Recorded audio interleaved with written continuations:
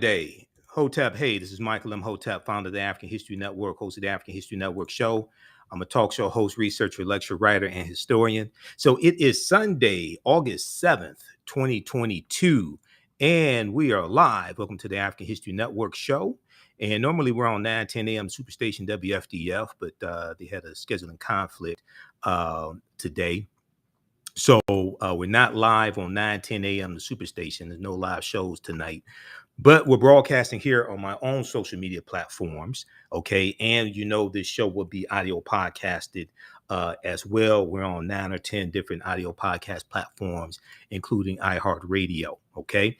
All right, so on today's show, we have a update on the in the Breonna Taylor case out of Kentucky, Louisville, Kentucky. We know Breonna Taylor was shot and killed March 13th, 2020. And we saw this past week that actually we got the news on Thursday. There was a press conference that Attorney General Merrick Garland held along with Assistant Attorney General of the Civil Rights Department, Kristen Clark. They held a press conference announcing that 4 officers involved in the killing of Breonna Taylor are going to face federal charges. Now, we posted about this on our Facebook fan page, The African History Network, and I shared also on our fan page the press conference that took place as well. Now, we're going to air that press conference here on today's show also. It's extremely important for us to understand this. This is an example of how elections have consequences. This indictment of these 4 police officers would not have happened under a Donald Trump Department of Justice. Under a Donald Trump Department of Justice with Jefferson Beauregard Sessions III, or Attorney General William Barr. The only reason why this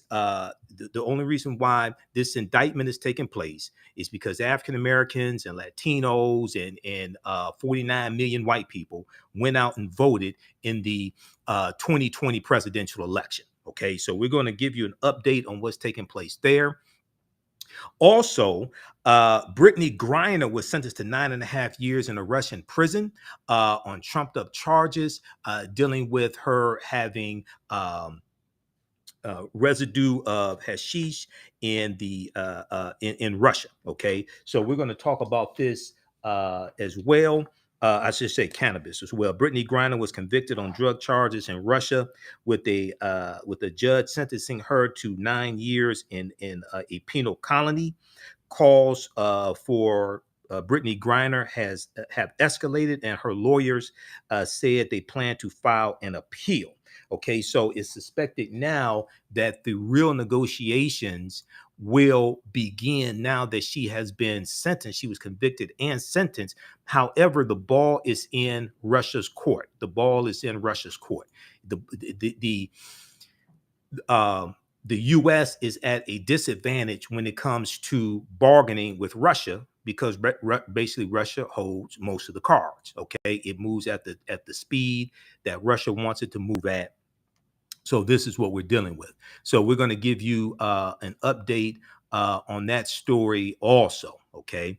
Then we got the news today that Roger E. Mosley, who we all know as TC on the TV show Magnum P.I, Roger E. Mosley passed away at the age of 83. Okay, so we'll talk a little bit about that. We got that news today about Roger E. Mosley.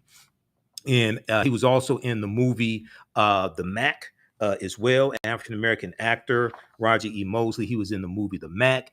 Also remember him on an episode of Sanford and Son, where he came to work for Fred Sanford when Lamont got a job working for Big Nose Backstrom, who was another junk dealer, and he was a white guy. He was a bigot, Big Nose Backstrom.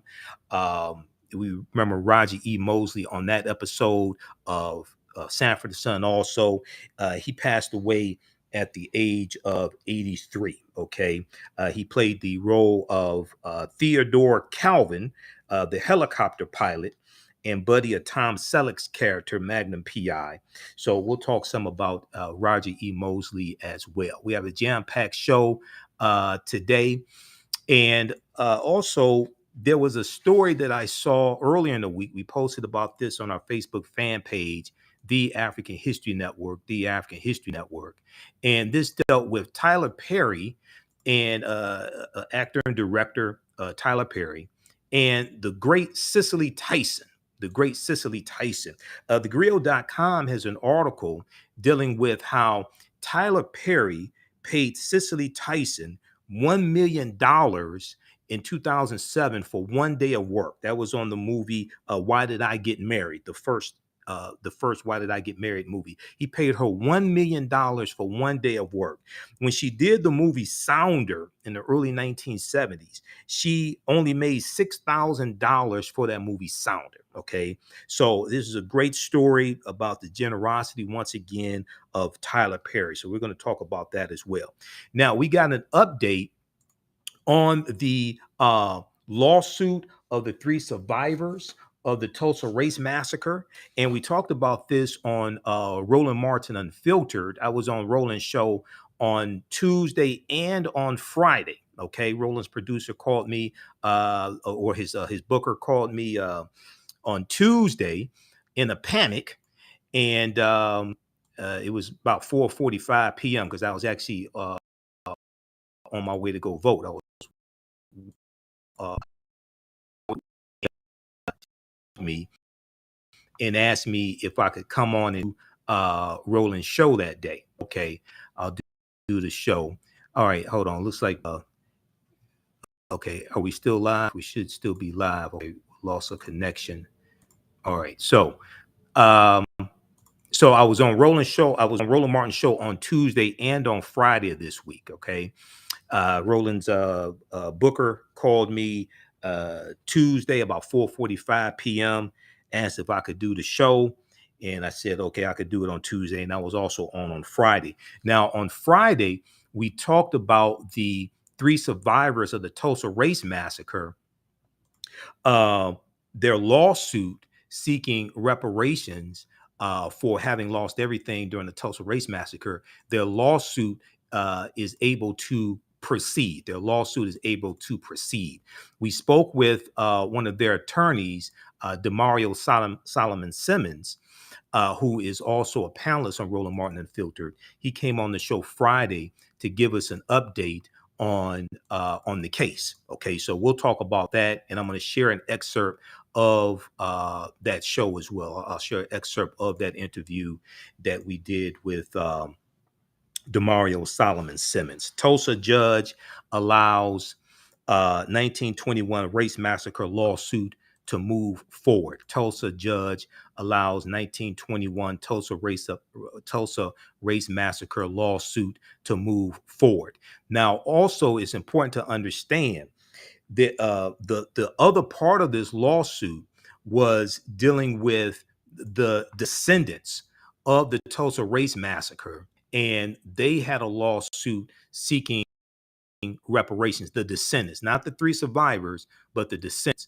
The descendants were denied the ability to sue for reparations, but the three survivors of the Tulsa Race Massacre, their lawsuit is allowed to continue. So that is a victory there as well. That the lawsuit is allowed to continue. So we'll talk about that on today's show as well. I'll let you hear a segment from Roland Martin Unfiltered. All right, so we have a jam-packed show, and there's a couple other topics that I'm going to squeeze in here as well. Now, we got an update dealing with Emmett Till also this week, and give me a minute here. I'm trying to monitor the broadcast. Okay, so we got an update this week dealing with Emmett Till. Okay, Carolyn Bryant Donham was seen for the first time in 20 years publicly. Okay, in just a second here, I'm trying to see what's going on. The screen is freezing up. Okay, stand by. How's everybody doing? Share this broadcasting on social media platforms. Invite your friends to tune in also. Okay, you listen to you're watching the African History Network show right here on 9:10 a.m. the Superstation WFDF. Well, we're not on 9:10.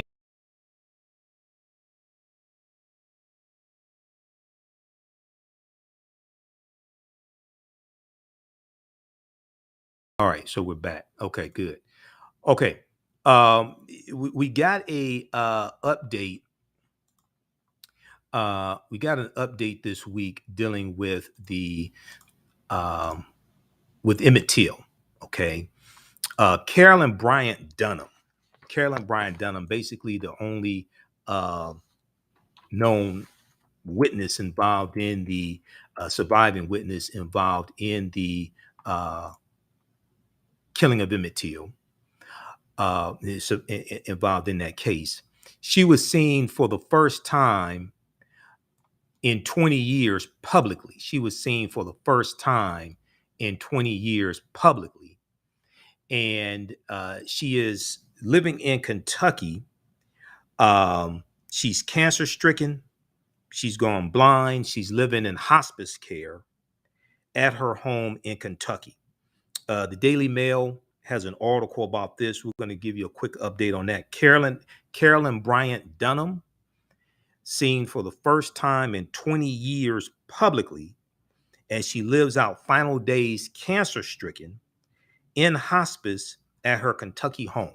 Okay, so we'll give you an update on that as well. And then also the breaking story that came out today, and the Senate Democrats were in the uh, markup section, the vote-a-rama. They were in that session for about 20 hours. Senate Democrats passed a $740 billion Inflation Reduction Act bill today. We're going to give you a brief breakdown of what's in that bill. Is going to tackle climate change, is going to tackle inflation. This is a huge win for Democrats and the Biden-Harris administration, but it's also a huge win for Americans as well. No Republican in the House or the Senate voted for this bill. No Republican in the House or the Senate voted for this bill. And yes, Senator Joe Manchin and Kyrsten Sinema, yes, they both voted for this bill. Okay, so we're going to break this down here on the African History Network show as well. Now, some of you all saw that or heard I was on Reverend Al Sharpton's radio show. I was on for 2 hours on Wednesday. You know, I told you, maybe if you listen to his show, and his show is carried across the country, about 30 cities across the country, nationally syndicated radio show, Keeping It Real. I was on his show August 3rd, 2022, and he had me on for 2 hours. I was his guest co-host. And you know, I told you that he said live on the air that he wants me to be on his show once a week. So he had me on for the first time. The person that does his show on Wednesdays couldn't do it. His producer called me, said, okay, Reverend Now is going to have you on.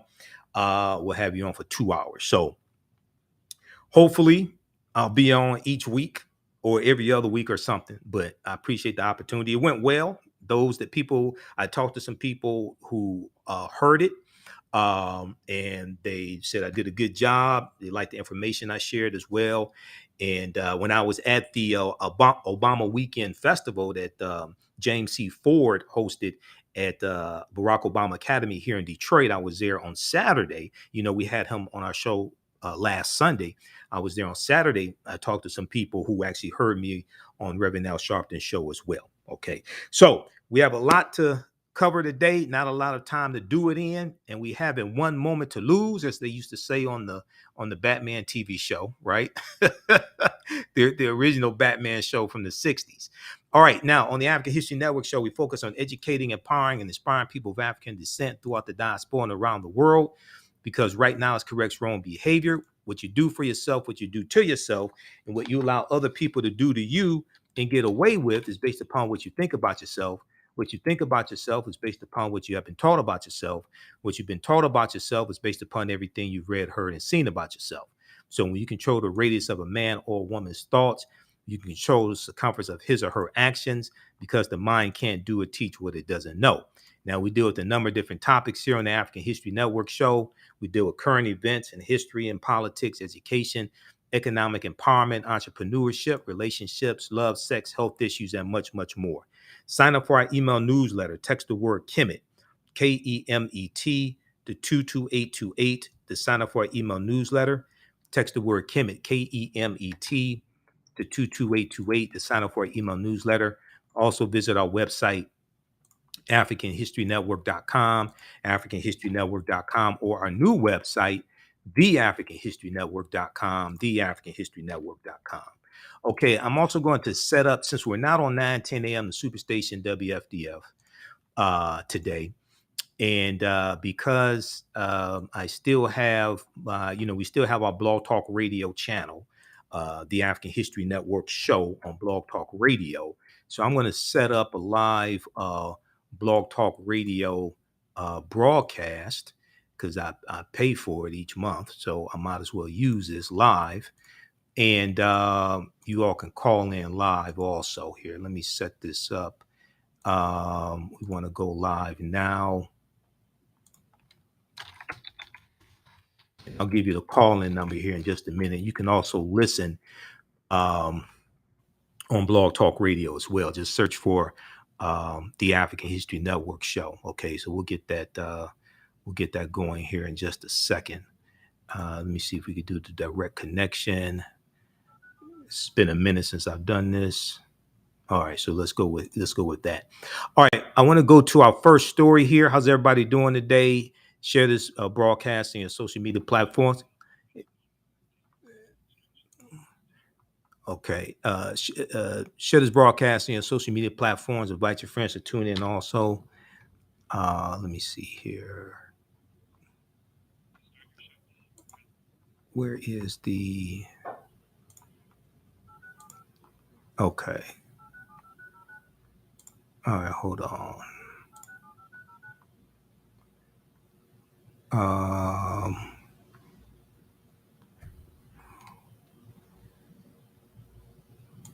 Where's the board?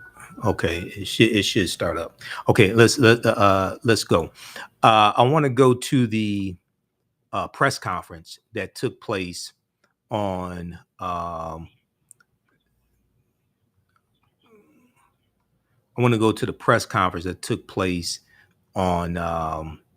Thursday, April 4th, dealing with the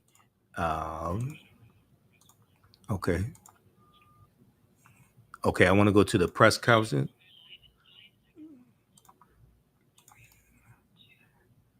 All right, that's Blog Talk Radio. Okay, here is a from Andrea Mitchell's show announcing the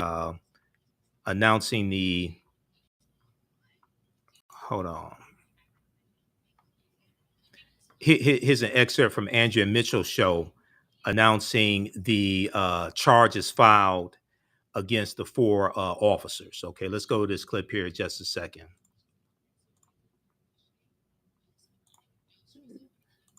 Just a second, let me cue this up. Stand by.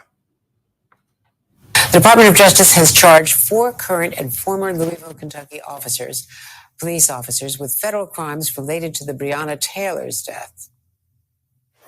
Members of the Place-Based Investigations Unit falsified the affidavit used to obtain the search warrant of Ms. Taylor's home, that this act violated federal civil rights laws, and that those violations resulted in Ms. Taylor's death. Specifically, we allege that Ms. Taylor's Fourth Amendment rights were violated when defendants Joshua James, Kyle Meany, and Kelly Goodlatte sought a warrant to search Ms. Taylor's home, knowing that the officers lacked probable cause for the search. I'm going to go right to NBC's Ken Delaney, and also with me, former U.S. Attorney Barbara McCrae. Ken, the Attorney General said that Breonna Taylor should have been alive today. Take us through the details of these indictments. Yeah, Andrea, this is a major, major indictment by the Department of Justice today in a case where no one was charged by the state directly in Breonna Taylor's death. Recall that one officer was charged with wantonly firing his weapon in a way that endangered neighbors, but was acquitted. So what we have in front of us today is a civil rights set of civil rights charges against three officers that the Justice Department says conspired to falsify the warrant application that led those officers to raid that house and where Breonna Taylor was sleeping. And recall that her boyfriend thought there were intruders, had a weapon, fired a warning shot, and then officers poured fire into that apartment, and Breonna Taylor was killed. And so the lead officer, the lead detective who has been fired by the Louisville Police Department, Joshua Janes, wrote in the March 2020 warrant application that he verified with the U.S. Postal Inspector that Taylor's ex-boyfriend, a man suspected of dealing drugs, received packages at her address. An internal investigation found that James did not personally verify that information, and he instead relied on another officer's word that proved to be false. And that was an internal police investigation. He's now been charged with civil rights violations based on those facts, Andrea. And the Justice Department also alleged that these men conspired to mislead state, local, and federal investigators as they tried to piece together what happened here. So some very major charges in a case that has really provoked a lot of angst and protest in that community in Louisville. Okay, so that was from Andrea Mitchell's show. At Metro by T-Mobile, you can save more. Let me close this up. That was from Andrea Mitchell's show on MSNBC. That was from Thursday, April 4th, 2022.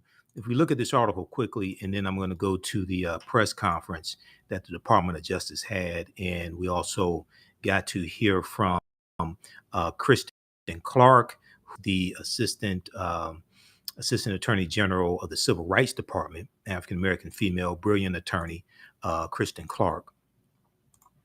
We're going to go to that press conference here in just a minute. But if we look at this article here from the Washington Post, okay, 4 officers involved in Breonna Taylor's killing face federal charges. 4 officers in Breonna Taylor's killing face federal charges. They are the first charges in connection with Breonna Taylor's killing, which sparked racial justice protests across the country. Okay, now once again, for all those people out there that have no understanding of politics, they get on social media and say voting doesn't matter because you don't read. This is an example of how elections have consequences and voting absolutely matters. And if voting didn't matter, why do Republicans work so hard to suppress the African American vote?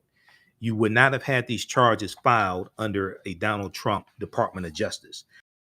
Not only that, only one investigation into the patterns and practices of police departments under the Donald Trump Department of Justice because they backed out of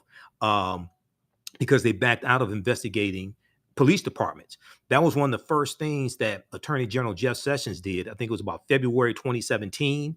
He made an announcement, a change in the policy from the previous Department of Justice under the Obama administration that they were going to back off of investigating the patterns or practices of police departments.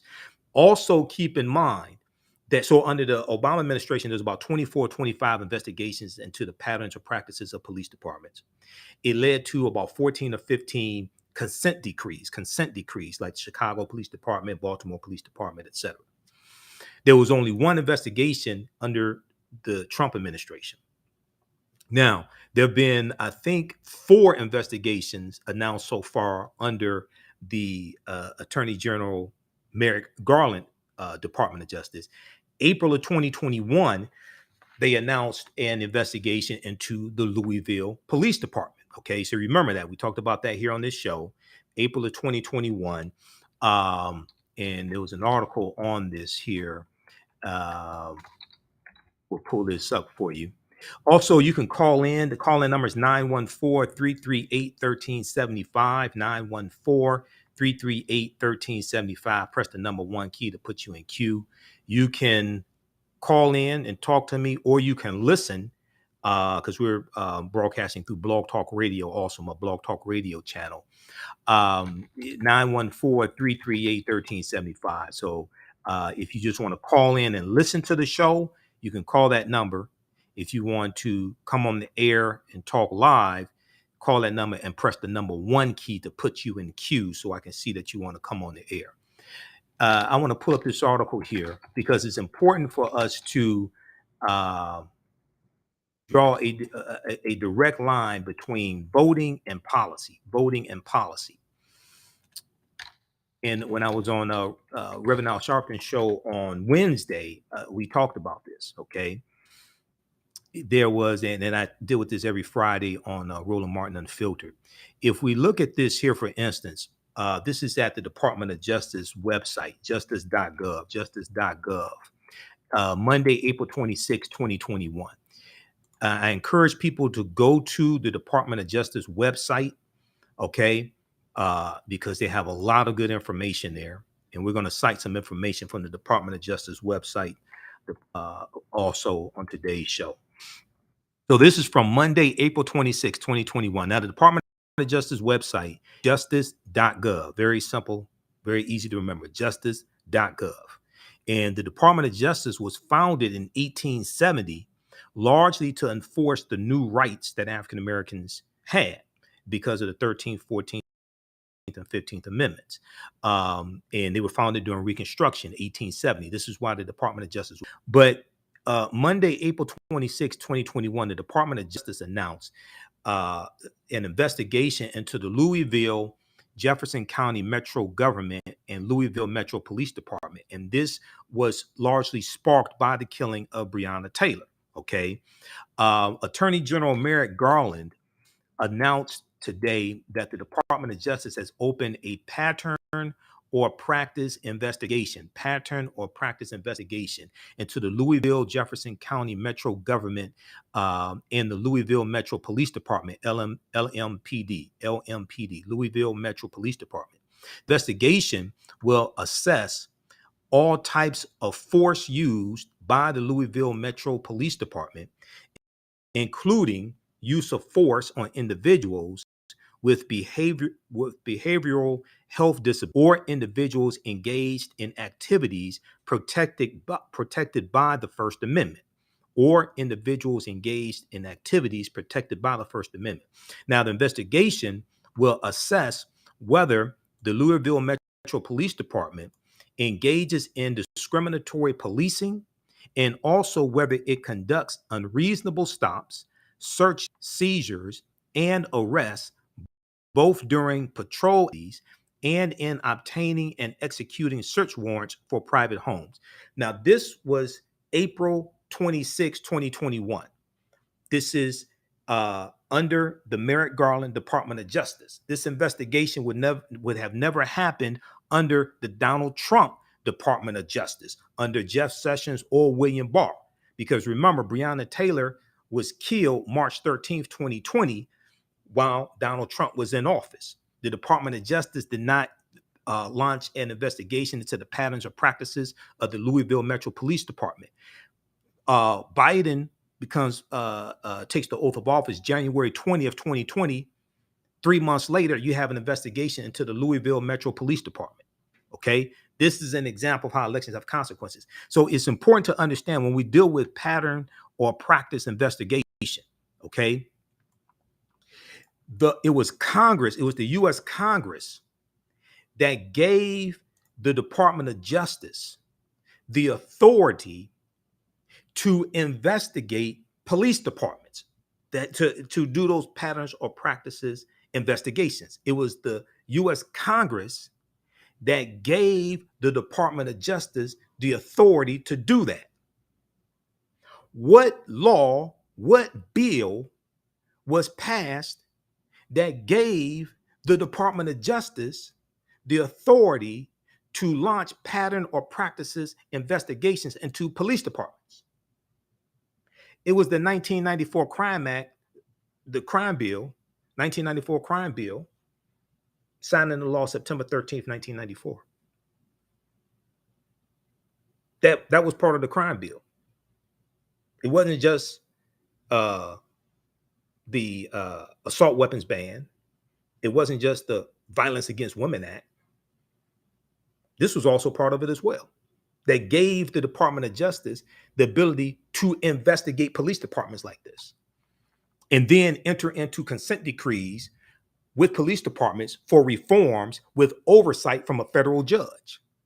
Okay, that came from the 1994 crime bill, just so people understand. All right, now, the investigation, now once again, this is Monday, April 26, 2021, press release from the U.S. Department of Justice about an investigation into the Louisville Metro Police Department.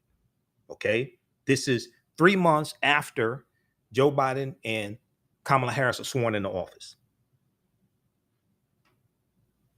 The investigation will assess whether the Louisville Metro Police Department engages in discriminatory policing, and also whether it conducts unreasonable stops, searches, and seizures and arrests both during patrol activities and in obtaining and executing search warrants for private homes, and in obtaining and executing search warrants for private homes. So we see that the charges filed this past Thursday, August 4th, by the Department of Justice deals with how the police officers got the search warrant, because they're saying that some of the police officers, not all of them involved in executing the warrant, but some of those police officers, they're saying, lied about the evidence that they had to get a search warrant, okay, to affect a search warrant on Breonna Taylor's apartment. Now, the investigation will include a comprehensive review of the Louisville Metro Police Department's policies, training, and supervision, as well as LMPD's systems of accountability, including misconduct, complaint intake, investigation, review, disposition, and discipline. Now, Attorney General Merrick Garland, in this press release, April 26, 2021, said there are approximately 18,000 federal, state, and local law enforcement agencies in this country. It's about 18,500. In each one, dedicated officers put themselves in harm's way to protect others. Promoting public trust between communities and law enforcement is essential to making both communities and policing safer. Our enforcement efforts, as well as our grant making and other support, will contribute to achieving that end and to protecting the civil rights of everyone in our country. End quote. So reader, this is the press release announcing, this is from Monday, April 26, 2021. The Department of Justice announced an investigation into the patterns or practices of the Louisville Jefferson County Metro Government and Louisville Metro Police Department. Okay. Then on August 4th, 2022, you have the announcement of charges against the 4 police officers. Okay. 4 officers involved in Breonna Taylor's killing face charges. Now, this is a separate, so the investigation into the patterns or practices of police department, Louisville Metro Police Department, that is a separate investigation from this right here. Okay. This one here, they announced charges against these 4 officers. So I want to go to the press conference that took place August 4th. And you're going to hear Attorney General Merrick Garland, and then you're also going to hear Kristen Clark, who is the Assistant Attorney General of the Civil Rights Department.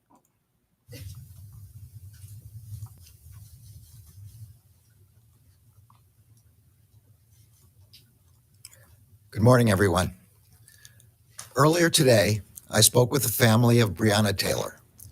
This morning, they were informed that the Justice Department has charged 4 current and former Louisville Metro Police Department officers with federal crimes related to Ms. Taylor's death. Those alleged crimes include civil rights offenses, unlawful conspiracies, unconstitutional use of force, and obstruction offenses. The 4 defendants were charged through 2 separate indictments and 1 information. I'm going to begin today by discussing the civil rights offenses that stem from the falsification of a search warrant. We allege that these offenses resulted in Ms. Taylor's death.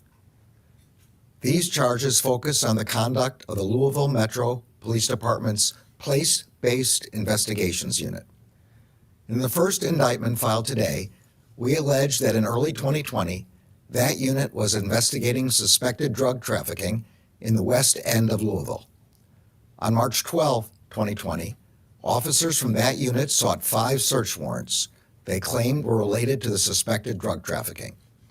4 of those warrants targeted properties in the West End where that activity was allegedly occurring. A 5th search warrant was for Breonna Taylor's home, which was approximately 10 miles away from the West End. The federal charges announced today allege that members of the Place-Based Investigations Unit falsified the affidavit used to obtain the search warrant of Ms. Taylor's home, that this act violated federal civil rights laws, and that those violations resulted in Ms. Taylor's death. Specifically, we allege that Ms. Taylor's Fourth Amendment rights were violated when defendants Joshua Janes, Kyle Meany, and Kelly Goodlatte sought a warrant to search Ms. Taylor's home knowing that the officers lacked probable cause for the search. We allege that the defendants knew the affidavit in support of that warrant contained false and misleading information and that it omitted material information. Among other things, the affidavit falsely claimed that officers had verified that the target of the alleged drug trafficking operation had received packages at Ms. Taylor's address. In fact, defendants Janes and Goodlatte knew that was not true. We further allege that defendants Janes and Meany knew the search warrant would be carried out by armed LMPD officers and that conducting that search could create a dangerous situation for anyone who happened to be in Ms. Taylor's home. As outlined in the charging documents, the officers who ultimately carried out the search at Ms. Taylor's apartment were not involved in the drafting of the warrant and were unaware of the false and misleading statements it contained. When those officers executed the search warrant, Ms. Taylor was at home with another person who was in lawful possession of a handgun. When officers broke down the door to Ms. Taylor's apartment, that person, believing that intruders were breaking in, immediately fired 1 shot, hitting the first officer at the door. 2 officers immediately fired a total of 22 shots into the apartment. One of those shots hit Ms. Taylor in the chest and killed her.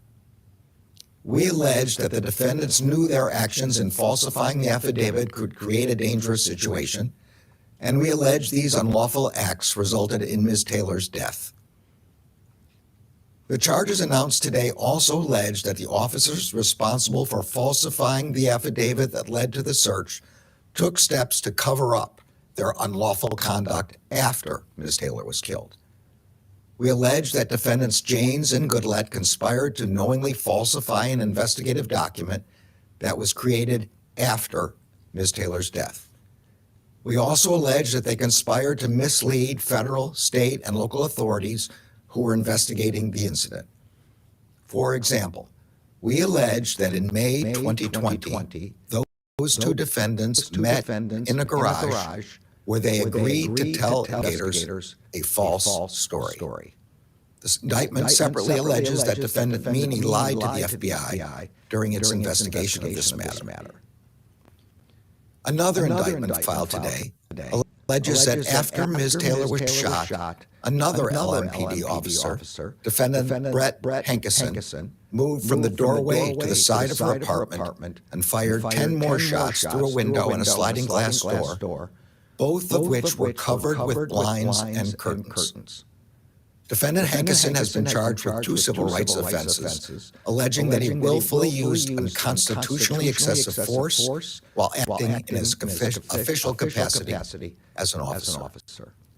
Assistant Attorney General Kristen Clark will speak more about that aspect of the case. As in any case, the charges we announce today are allegations, and all defendants are presumed innocent until proven guilty beyond a reasonable doubt in a court of law.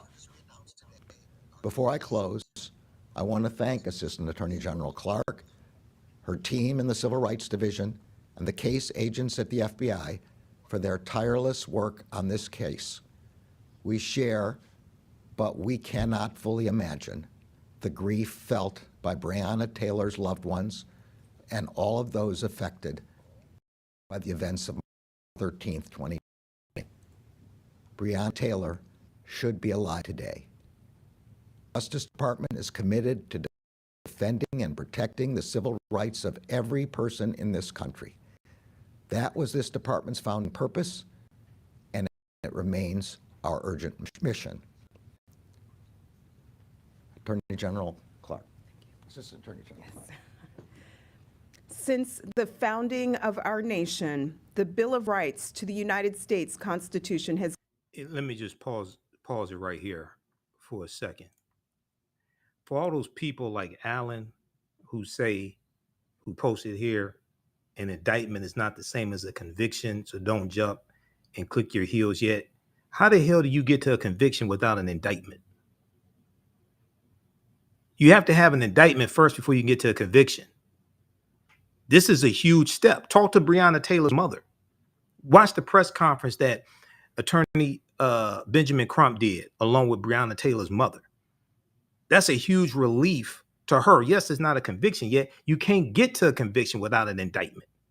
The Department of Justice is doing something that Kentucky Attorney General Daniel Cameron was too much of a coward to do, to indict these officers.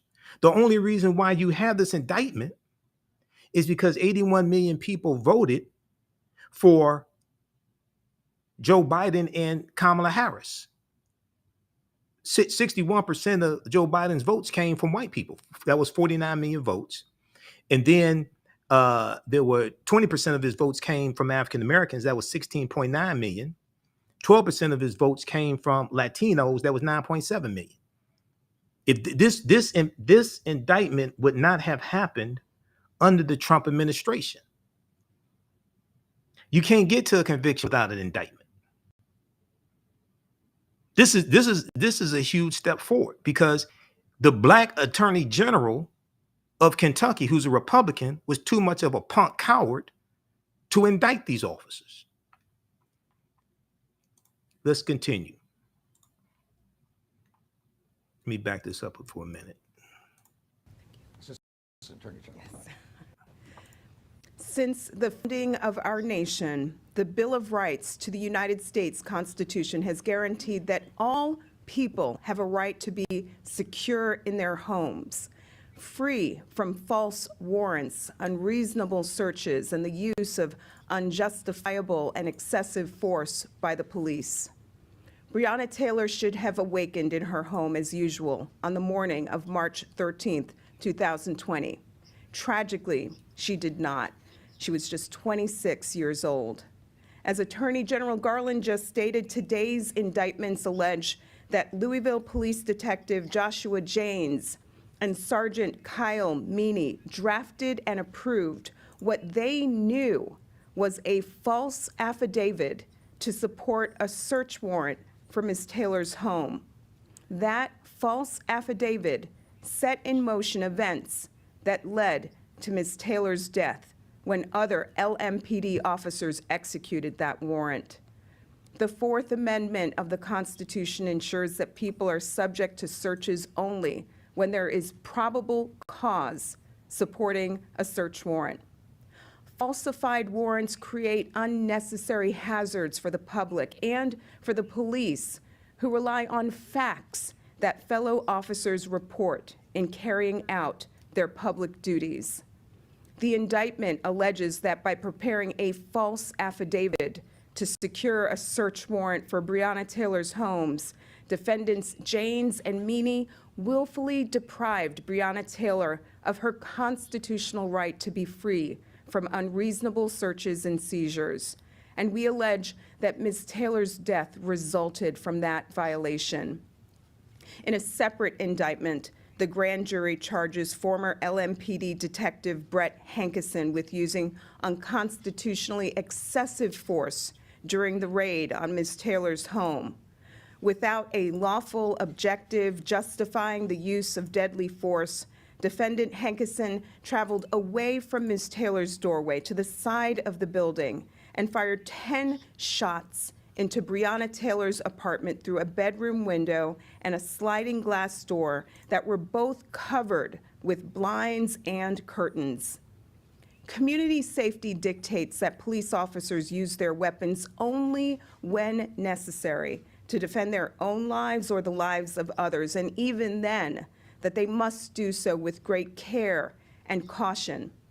Today's indictment alleges that Hankison's use of excessive force violated the rights of Breonna Taylor and her guest, and also of her neighbors whose lives were endangered by bullets that penetrated into their apartment.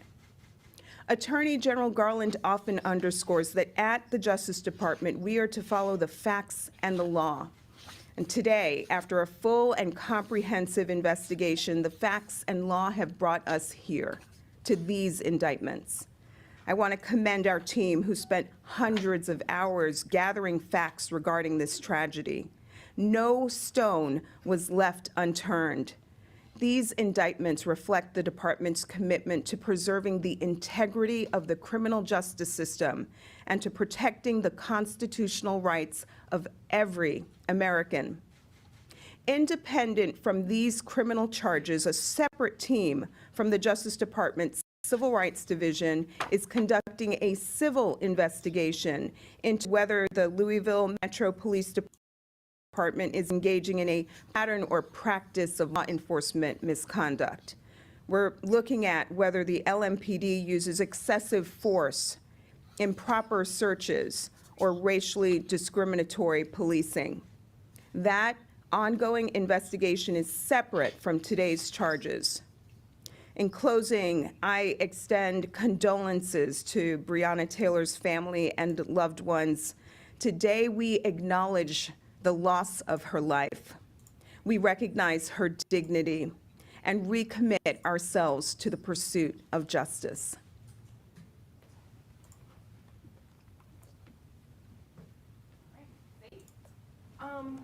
Two questions, really just two. I was wondering if you could just elaborate a little bit on sort of the top line things that you're finding in the pattern of practice investigation so far. And secondly, this question's for the AG. With Brittney Griner's trial likely wrapping up shortly in Russia, do you expect Ms. Griner and Trevor Reed to be traded for Victor Bout, and do you support such an exchange? Do you expect other prisoner swaps? 3 questions. You know I was counting. Yeah, I'll take the second question. Like, all I can say is, as the Secretary of State has said, that Ms. Griner was unlawfully detained, and beyond that, I really can't comment. I'm going to let Assistant Attorney General Clark answer the question about the pattern of practice investigation. Our pattern or practice investigation into the police department is ongoing. Our team has been on the ground conducting interviews with stakeholders, members of the police department, engaging in ride-alongs, reviewing documents and data. We will share more once that investigation has concluded. Yes, thank you. The only officer in Louisville who has faced charges locally was acquitted, and that's Brett Hankison. Did the Justice Department feel compelled to step in part because you believe justice was not served on the local level? And do you believe the fact that prosecutors did not charge any of the officers except Hankison, and he was cleared of those charges, will make your case more difficult? The Justice Department brings charges, including charges where they've been brought before, when we believe substantial federal interests have not been vindicated and need to be vindicated. This case charges violations of federal offenses. Obviously, the state did not, and that explains our determination in this case. Do you think it'll make it more difficult, though, that this Hankison was acquitted and the other folks were not charged? I have every degree of confidence in our prosecutors and investigators in this case. Catherine here, CBS News. Attorney General, was there a piece of evidence or a witness that really drove the department's decision to fast track the Breonna Taylor case? Well, this investigation has been going on urgently, career prosecutors and investigators. It's a complex case, as you can even tell by the 3 charging documents we filed today. And today is the day when we were ready to bring those charges. If I could, a news of the day question. The grand jury here in Washington has issued subpoenas for top members of the Trump administration. Is there a window to bring charges in that investigation before the midterms? This is something I can't comment about. I'm sorry. Mr. Attorney General, does Donald Trump, as a former president, have any ability to block testimony of witnesses who are testifying in a criminal grand jury investigation by asserting executive privilege? No, I'm afraid I'm going to give you the same answer I just gave, which is I'm not able to comment about that. Thank you. Does any former president? All right. All right. So that was the press conference that took place Thursday, August 4th, 2022. That is from the Department of Justice YouTube channel. I encourage people to go to the Department of Justice YouTube channel because all the press conferences and things like that are there. We have to become more educated. Saying stupid things like an indictment is not the same as a conviction. We know that, but you can't get to a conviction without an indictment, you simple Simon ass. Don't come here with that nonsense. Go somewhere else with that. This indictment is monumental. An indictment would not have happened under the Trump administration. Okay, so my mom doesn't like me saying simple Simon ass, but some people just need to be called. Sometimes you just gotta call it like it is. All right. Okay, so 914-338-1375. 914-338-1375 is the call-in number.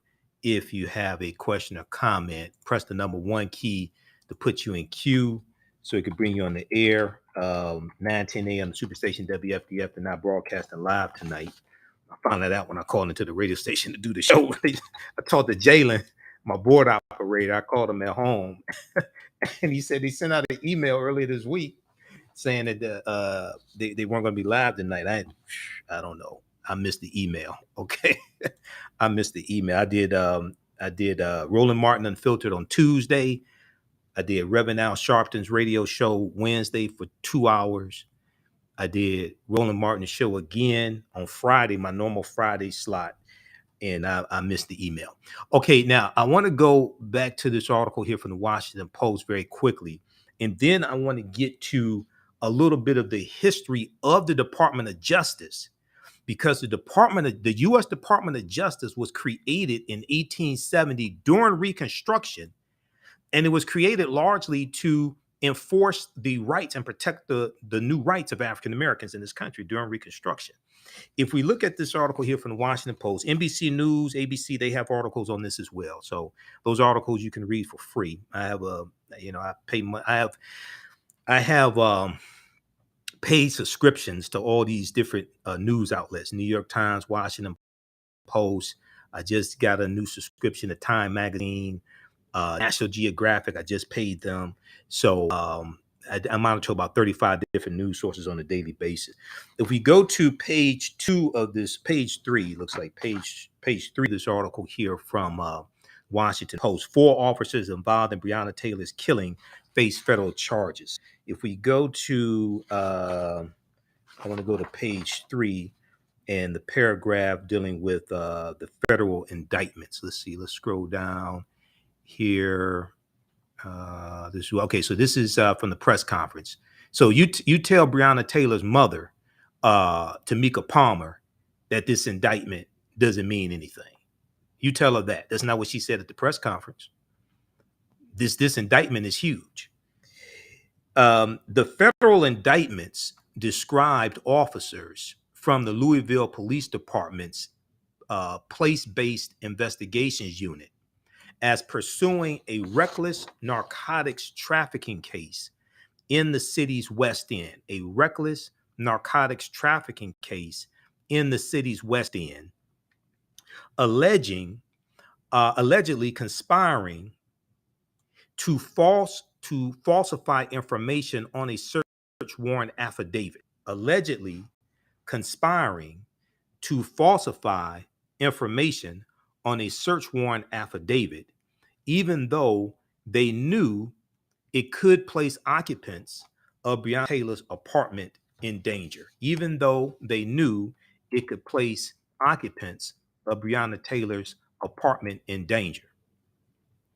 Now, this is former Officer Joshua James. Okay, and this is Officer Sergeant Kyle Meany.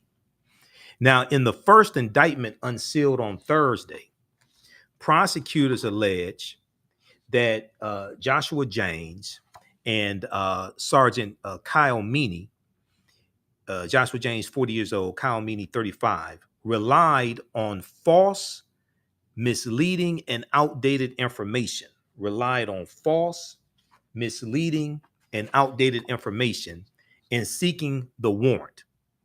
Although Officer Joshua James did not participate in the actual raid, he sought to pressure colleagues afterward to make misleading statements to investigators. He sought to pressure colleagues afterwards to make misleading statements to investigators that the indictment alleges.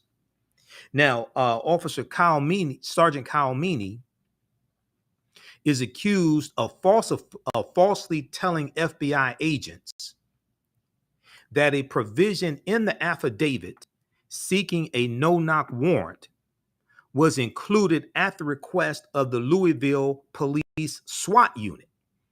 Okay? He's accused of falsely telling FBI agents that a provision in the affidavit seeking a no-knock warrant was included at the request of the Louisville Police SWAT unit.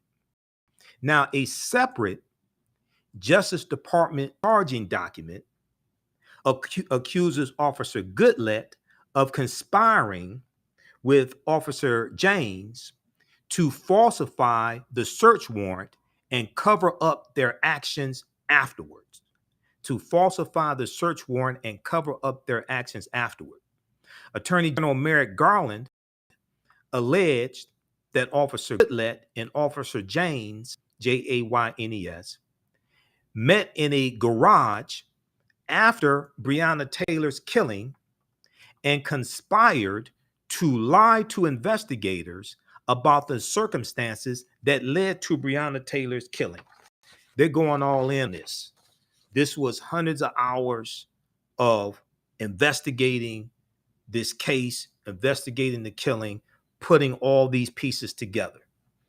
Now, Officer Hankinson, who's 46 years old, is accused of willfully using unconstitutional force for firing shots through Breonna Taylor's patio door, which was covered with blinds and a blackout curtain during the raid. So he couldn't see what was inside. He's just shooting inside. He fired 10 shots. If I remember correctly, he fired 10 shots. This is according to the second indictment. He is also accused of depriving several residents of nearby apartments of their rights after bullets punctured the walls of their units. Now, if convicted, Officer Hankinson faces a maximum sentence of life in prison since the violation he is charged with resulted in death or involves an attempt to kill. Since the violation he is charged with resulted, quote, in death or involves an attempt to kill. Now, according to the Justice Department, now the obstruction counts carry a maximum sentence. Obstruction of justice carries a maximum sentence of 20 years in prison, and the conspiracy counts and false statement charge carry a maximum of 5 years in prison. Now, Officer James was previously fired by the Louisville Police Department for allegedly violating department policies and preparing the warrant for Breonna Taylor's home. Now, Yvette Gentry, then the interim police chief, wrote in a pre-termination letter that Officer James had lied when he wrote in the warrant application that he had verified through a U.S. postal inspector that Breonna Taylor was getting packages related to alleged drug activity of her ex-boyfriend. So the officer allegedly lied when it came to this information. Officer Janice had, in the pre-termination letter from the then interim police chief, Yvette Gentry, it stated that when Officer Janice wrote in the warrant application that he had verified through a U.S. postal inspector that Breonna Taylor was getting packages related to alleged drug activity, the pre-termination letter is stating that he lied when he stated this. Now, Stu Matthews, who was Officer Hankinson's defense attorney in the state trial, okay, declined to comment on Thursday, August 4th, saying he does not yet know whether he will represent the former officer in the federal case. An attorney for James did not immediately respond to a request for comment. It was not immediately clear whether Officer Goodlett and Sergeant Meany have attorneys, and they're going to need them. Now, Jim Pasco, Pasco, executive director of the National Fraternal Order of Police, said his organization is working to ensure that the defendants receive due process in the federal case, noted that Hankinson was acquitted in his state trial. Yeah, but the trial of Hankinson was dealing with wanton endangerment, and he was only charged with shooting into the neighbor's apartment. That's all he was charged with. He wasn't charged with anything dealing with the killing of Breonna Taylor. So nice try, Jim Pasco, executive director of the National Fraternal Order of Police. Nice try with that BS that you're trying to run. Okay, so read the rest of this here. They talk about the press conference. I watched the press conference. We shared it on our Facebook fan page, the African History Network, that Breonna, attorney Benjamin Crump had that day after the announcement of the charges. At a news conference, Tamika Palmer, Breonna Taylor's mother, told reporters that while the Justice Department's action is satisfying, the circumstances of her daughter's death at the hands of the police remain painful. She said, "I waited 874 days for today. I've waited 874 days for today, and it's here now." Okay. Now you tell her that this indictment does not matter. We know an indictment is not a conviction. I mean, come on, get out of here with that nonsense. But you tell her, you go tell Breonna Taylor's mother, who's waited 874 days for these thugs to be indicted, that this doesn't matter. All right. So check out that article from the Washington Post. Now, the Department of Justice was created in 1870. The Department of Justice was created in 1870 during Reconstruction, largely to enforce the new rights of African Americans. So there's a good article from SmithsonianMag.com that deals with this. And then also there's information on the Department of Justice website. And I encourage everybody to go to justice.gov. And all the press releases and things like that dealing with the Department of Justice are at their website. Okay. But there's a, let's see, there's a piece here. We got right here. Okay. Justice.gov. When you go to about, there's an about section dealing with the Department of Justice. Let's look at this quickly. Then I want this article here from SmithsonianMag.com. And we're going to squeeze in these other articles. I'm looking at I think I'm going to start doing a Wednesday show, also 9 p.m. to 11 p.m. Eastern Standard Time on my social media platforms and Blog Talk Radio. We're on 9:10 a.m. WFDF Sundays, 9 p.m., 11 p.m., but there's so many topics. I was doing radio 5-6 days a week, but they weren't paying me to do radio 5-6 days a week. So I'm cutting back to 1 day. I can do 2 days. We could do Sunday and Wednesday. I can't do 5-6 days a week. It's too much work, too much of a financial strain, but we can do a Wednesday show because we have new advertising rates as well. Email us at AHNshow@AfricanHistoryNetwork.com, AHNshow@AfricanHistoryNetwork.com.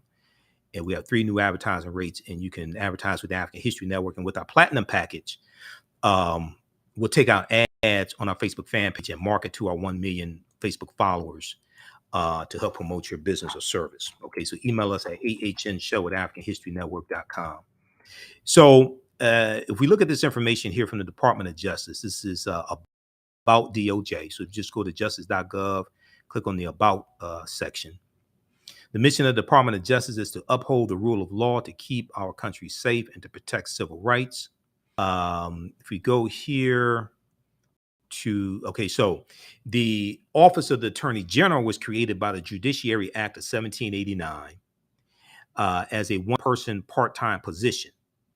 The act specified that the Attorney General was to be learned in the law, with the duty to prosecute and conduct all suits in the Supreme Court in which the United States shall be concerned, and to give his advice and opinion upon questions of law when required by the President of the United States,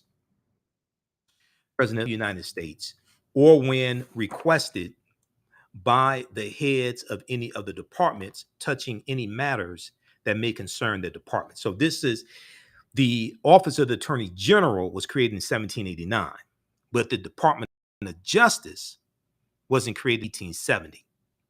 It goes on to say, however, the workload quickly became too much for one person, necessitating the hiring of several assistants for the Attorney General.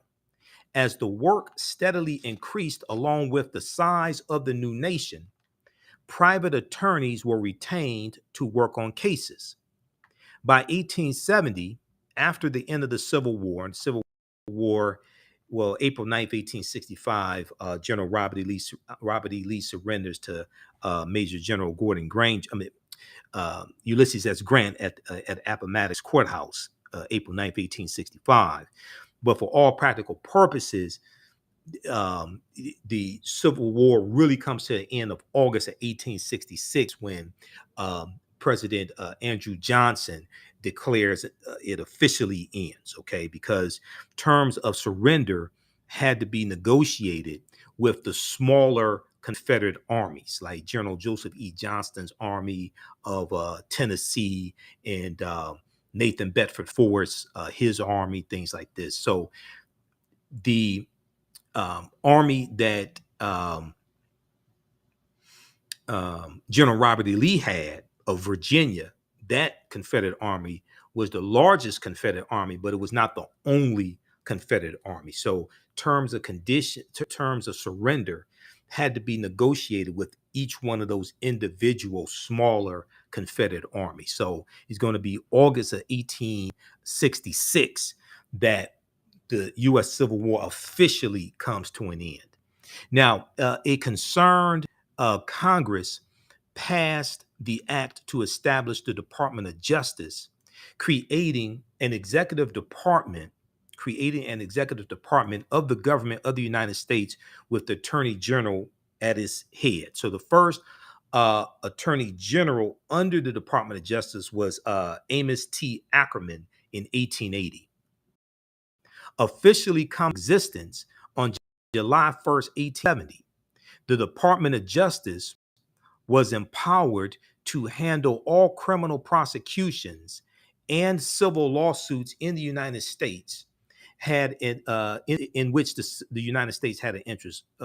All criminal prosecutions and civil suits in which the United States had an interest.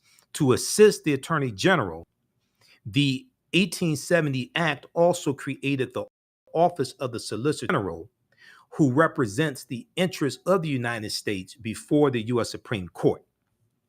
The 1870 Act remains the foundation for the department's authority, but the structure of the Department of Justice has changed over the years with the addition of the offices of Deputy Attorney General, Associate Attorney General, and the formation of various components, offices, boards, and divisions. From its beginning as a one-man, part-time position, the Department of Justice has evolved into the world's largest law office and the chief enforcer of federal laws. Okay, so you can read the rest of this information here. This is at justice.gov, which is the U.S. Department of Justice official website. It's in the About section, and it deals with the history of the Department of Justice coming into existence in 1870 during Reconstruction. Okay, now if we look at this article here, and we'll post this link here. Shonda Johnson Williams said, "Appreciate you." Thanks, Shonda.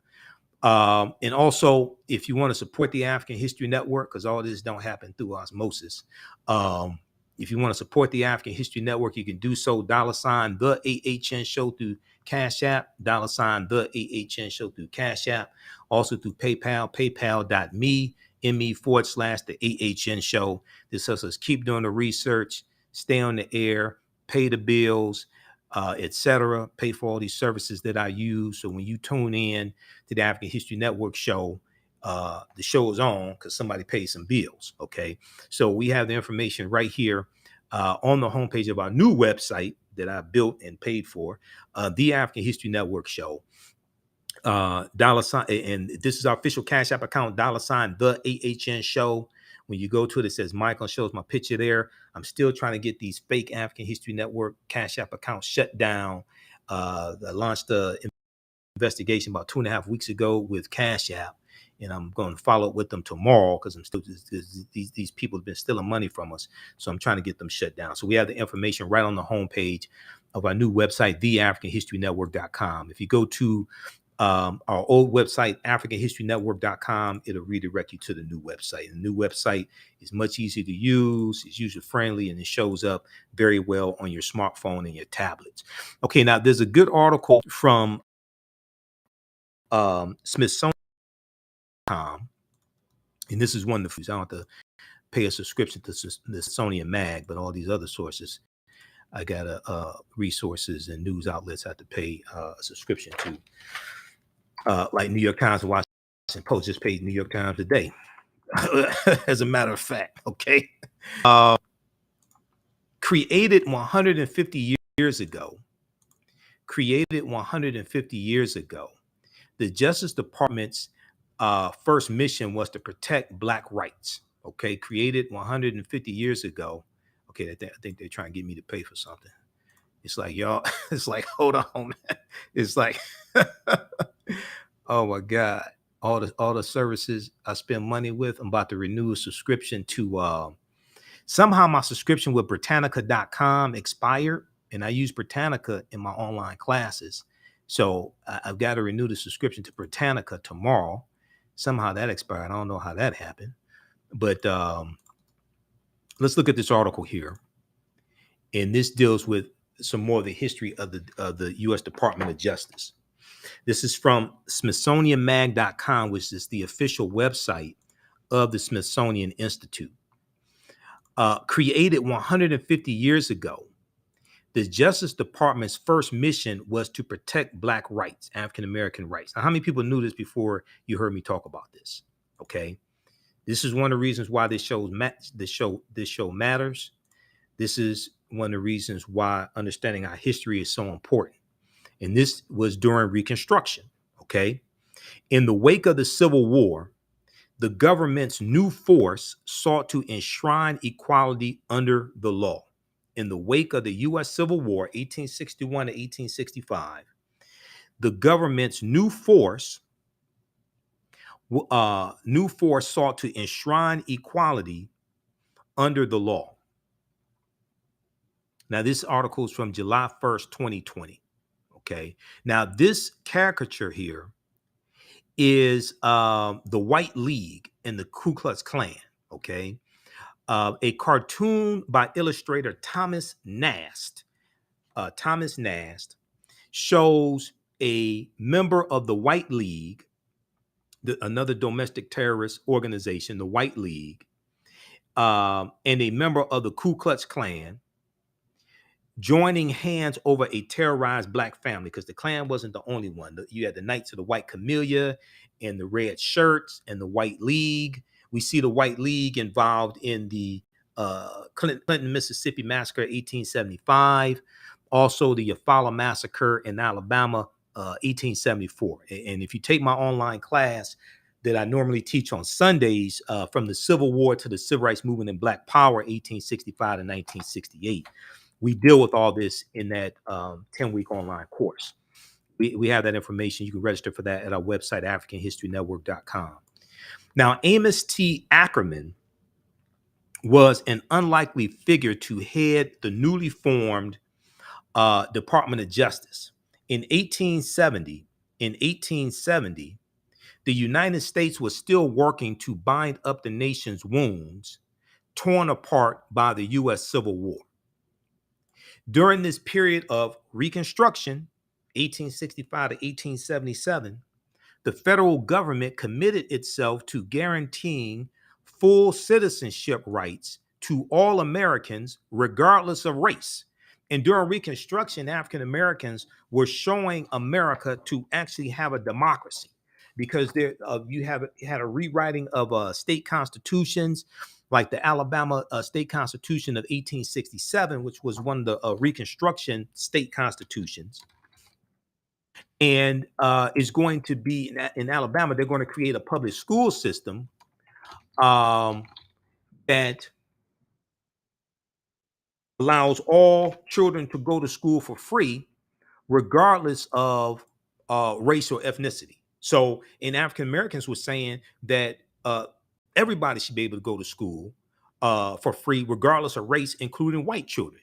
If you look at this article here from the Zen Education Project, November 5th, 1867, Alabama State Constitution. So this is during Reconstruction, okay? November 5th, 1867, Alabama State Constitution. On November 5th, 1867, delegates in Montgomery, Alabama, which is the capital of Alabama, they gathered to draft a new state constitution as required by the Reconstruction Acts, Prior to the Reconstruction era, no Southern state, let's blow this up. Prior to the Reconstruction era, no Southern state had a state-financed public education system, even for white people, okay? It's going to be African Americans during Reconstruction that advocate for this state-financed public education school system for everybody. African Americans were showing America how to have a democracy during Reconstruction. Alabama's new constitution established a centralized board of education, and mandated that schools receive 20% of state revenue. By 1871, nearly 55,000 African American and 87,000 white children were attending public schools. By 1871, nearly 55,000 African American and 87,000 white children were attending public schools. One of the delegates to the conviction was James Rapier, who promoted an alliance between freed people and poor whites, because a lot of white people were destitute after Reconstruction. Okay, and when you look at the Freedmen's Bureau, created in 1865, it was called the U.S. Bureau of Freedmen, Refugees, and Abandoned Lands. The U.S. Bureau of Freedmen, Refugees, and Abandoned Lands, because the Freedmen's Bureau wasn't just helping African Americans and former slaves. It was also helping poor, destitute white people as well. Now, the advances from the Constitution ended in Alabama and elsewhere with the brutal attacks on Reconstruction and the rewrite of the Alabama State Constitution in 1875. Okay, so check out this article here from the Zen Education Project. November 5th, 1867, Alabama State Constitution. All right, so this is during Reconstruction. which is an extremely important period of time in the history of this country, but it's a period of time that's taught very little in schools. If we look at this article here from Time Magazine, and this article because I pay the Time Magazine, a new report finds that 45 states are failing to teach students about the period that shaped race relations after the Civil War. All right. Now, this is an article from, we talked about this a number of times here on the show, and I use this article in my classes as well. This article came out January 12th, 2022, a year and 6 days after the January 6, 2021 insurrection that was reminiscent of the political violence that helped bring about an end to Reconstruction.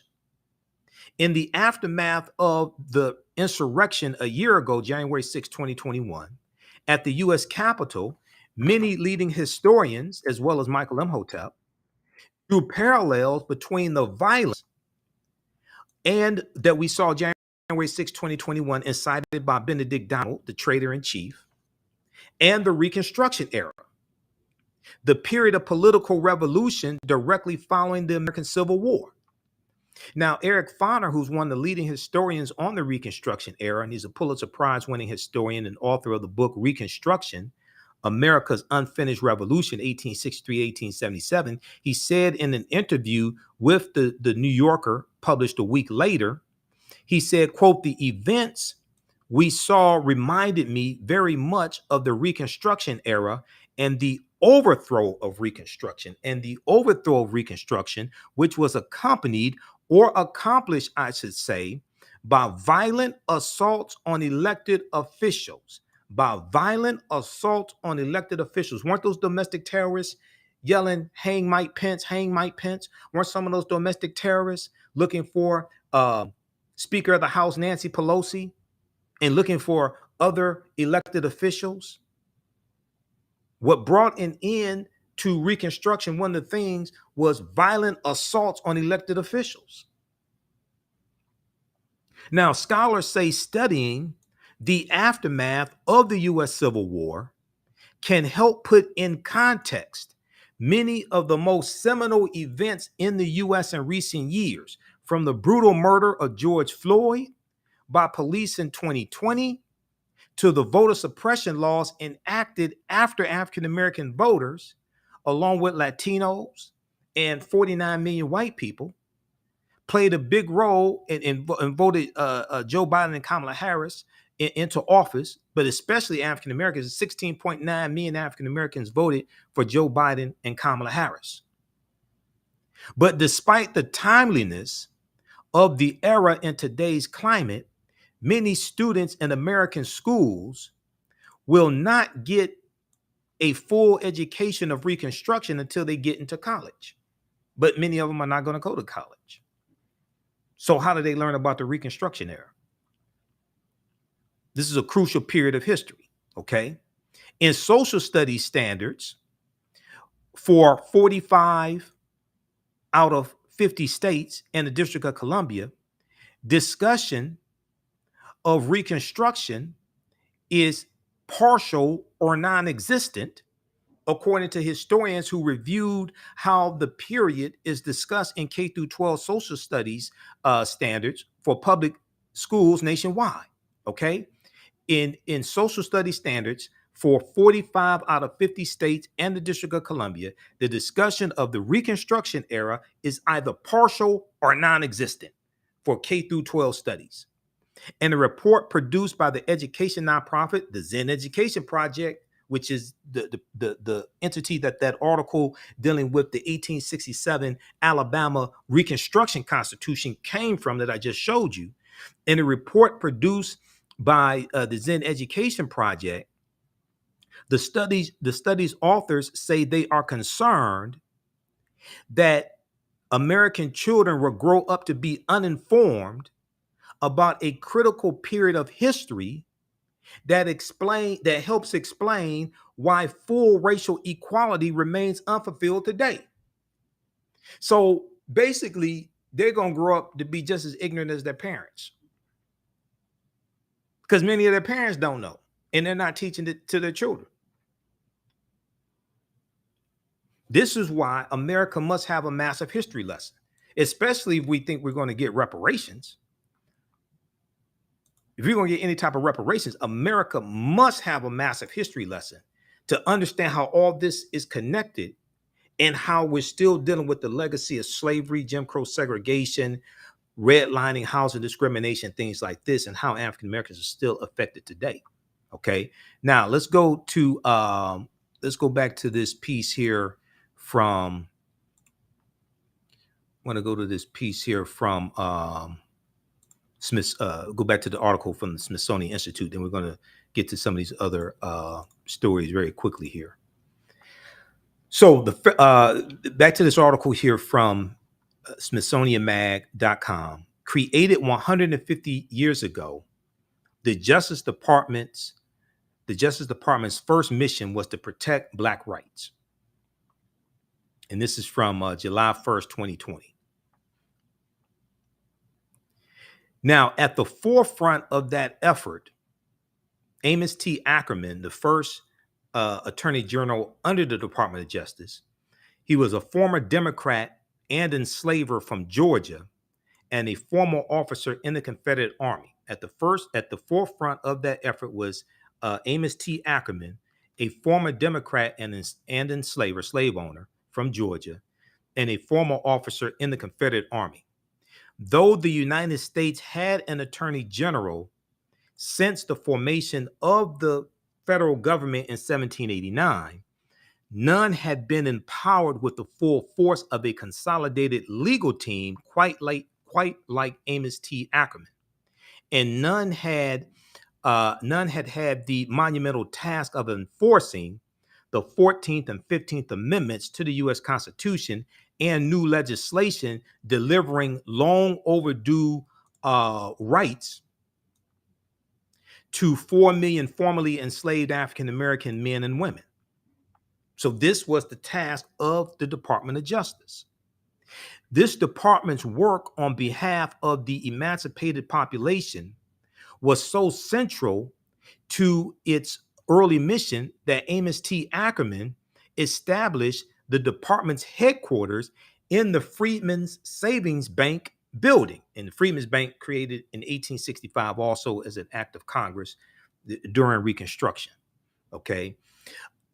In the immediate wake of the Civil War, Amos T. Ackerman, a New Hampshireite who had settled in Georgia in the 1840s, looked to the future, leaving the Democrats for the Republicans and prosecuting voter intimidation cases. You have voter intimidation cases today. He prosecuted voter intimidation cases as a U.S. district attorney in his adopted state of Georgia, reflecting on his decision to switch his allegiance to the party of Lincoln.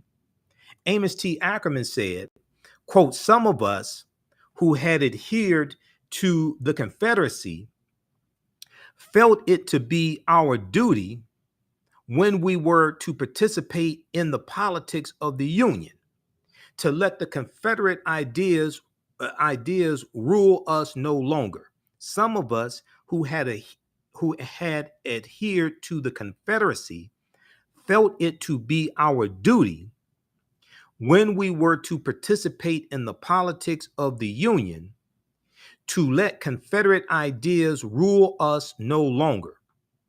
Regarding the subjugation of one race by the other as an appurtenance of slavery, we were content that it should go to the grave in which slavery had been buried. We were content that it should go to the grave in which slavery had been buried." Now, Amos T. Ackerman's work caught the attention of President Ulysses S. Grant, okay, who was a general in the Civil War, Union general in the Civil War, Ulysses S. Grant,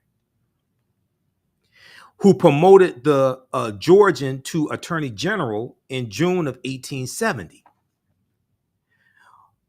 On July 1st of 1870, the Department of Justice created to handle the onslaught of post-Civil War litigation became an official government department with Amos T. Ackerman at its helm. The focus of his 18-month tenure as the nation's top law enforcement official was the protection of African American voting rights from the systematic violence of the Ku Klux Klan. Amos T. Ackerman's Justice Department prosecuted and chased from southern states hundreds of Klan members. Now, we know that in October of 1871, because of the Ku Klux Klan Act of 1871, which is the third of the four enforcement acts during Reconstruction, we know that you're going to have President Ulysses S. Grant declare martial law in 9 counties in South Carolina, okay, to crack down on Klan activity. Okay, this takes place. This is because of the Ku Klux Klan Act of 1871, which gave is passed by Congress, and it gave the authority to the president to declare martial law when it came to elected officials being threatened and those carrying out their official duties, like poll workers and things like this. Okay. All right. So historian William McFeely, in his biography of Amos T. Ackerman, wrote, quote, "Perhaps no attorney general since his tenure has been more vigorous in the prosecution of cases designed to protect the lives and rights of Black Americans. Perhaps no attorney general since his tenure has been more vigorous in the prosecution of cases designed to protect the lives and rights of Black Americans." Okay, read the rest of this article here from SmithsonianMag.com. And this deals with the creation of the Department of Justice to enforce the rights of African Americans. Now, it goes on to say, indeed, white Democrats in South Carolina, the state that fired upon Fort Sumter to start the Civil War, which is April 12, 1861, would lead the post-war campaign to maintain their white supremacist empire. The Ku Klux Klan, founded in Pulaski, Tennessee on December 24, 1865, Christmas Eve, had entrenched itself in upcountry South Carolina counties by 1868. African Americans, newly emancipated, now comprised the majority of voters in the state of South Carolina. The majority of voters in South Carolina during Reconstruction were African Americans, and the majority of the state legislature in South Carolina was made up of African American men. Okay. African Americans, newly emancipated, now comprised the majority of the voters in the state of South Carolina, and most voted Republican, the party led by President Ulysses S. Grant, that was safeguarding their lives and rights. So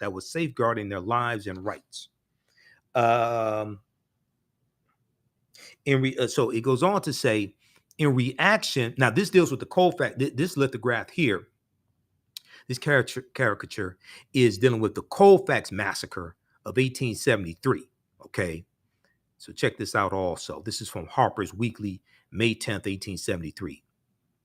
Now, in reaction to the racial violence, the U.S. Congress passed what's known as the Ku Klux Klan Act of 1871, which President Ulysses S. Grant signed into law on April 20th, 1871, providing Amos T. Ackerman, the Attorney General, unprecedented tools to subdue the Ku Klux Klan.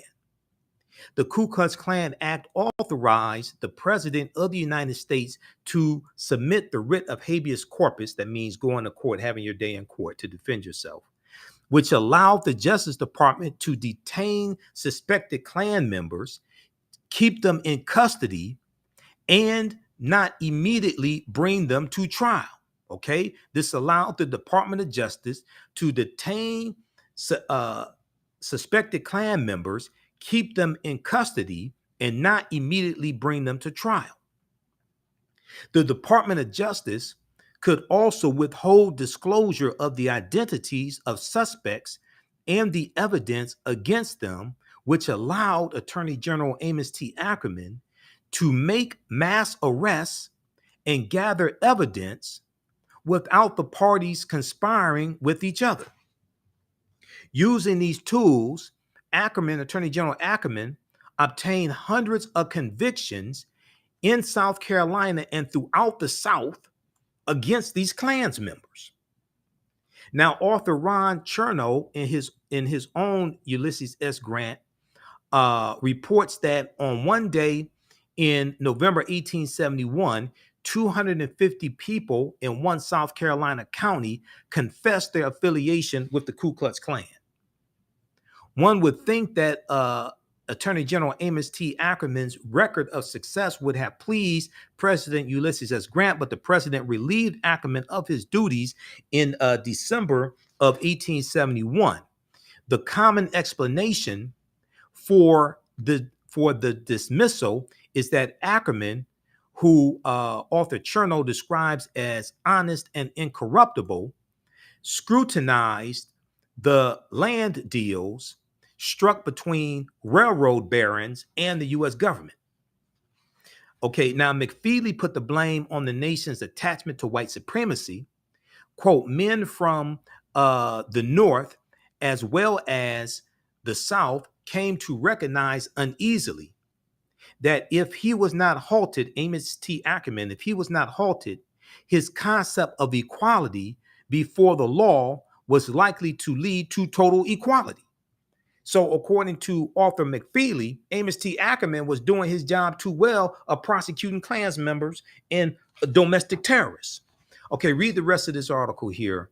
Fascinating piece from the SmithsonianMag.com, official website of the Smithsonian Institute, in their magazine, official magazine of the Smithsonian Institute. Created 150 years ago, the Department of Justice, created 150 years ago, the Justice Department's first mission was to protect Black rights. The Department of Justice's first mission was to protect Black rights. So the work that Assistant Attorney General Kristen Clark is doing, Assistant Attorney General of the Civil Rights Department, and the press conference that she and Attorney General Merrick Garland had August 4th, 2022, announcing charges against 4 officers in the killing of Breonna Taylor, they are operating in that tradition of why the Department of Justice was created in 1870 through an act of Congress during Reconstruction. All right, we're going to take a break here. How's everybody doing? Share this broadcast on your social media platforms. You're not going to get this type of information from many other places. You can support the African History Network. If you like this type of information we share with you, $ the AHN Show through Cash App, $ the AHN Show through Cash App, also through PayPal, paypal.me/the AHN Show. This helps us keep doing the research, stay on the air, keep broadcasting, pay some of the bills, etc.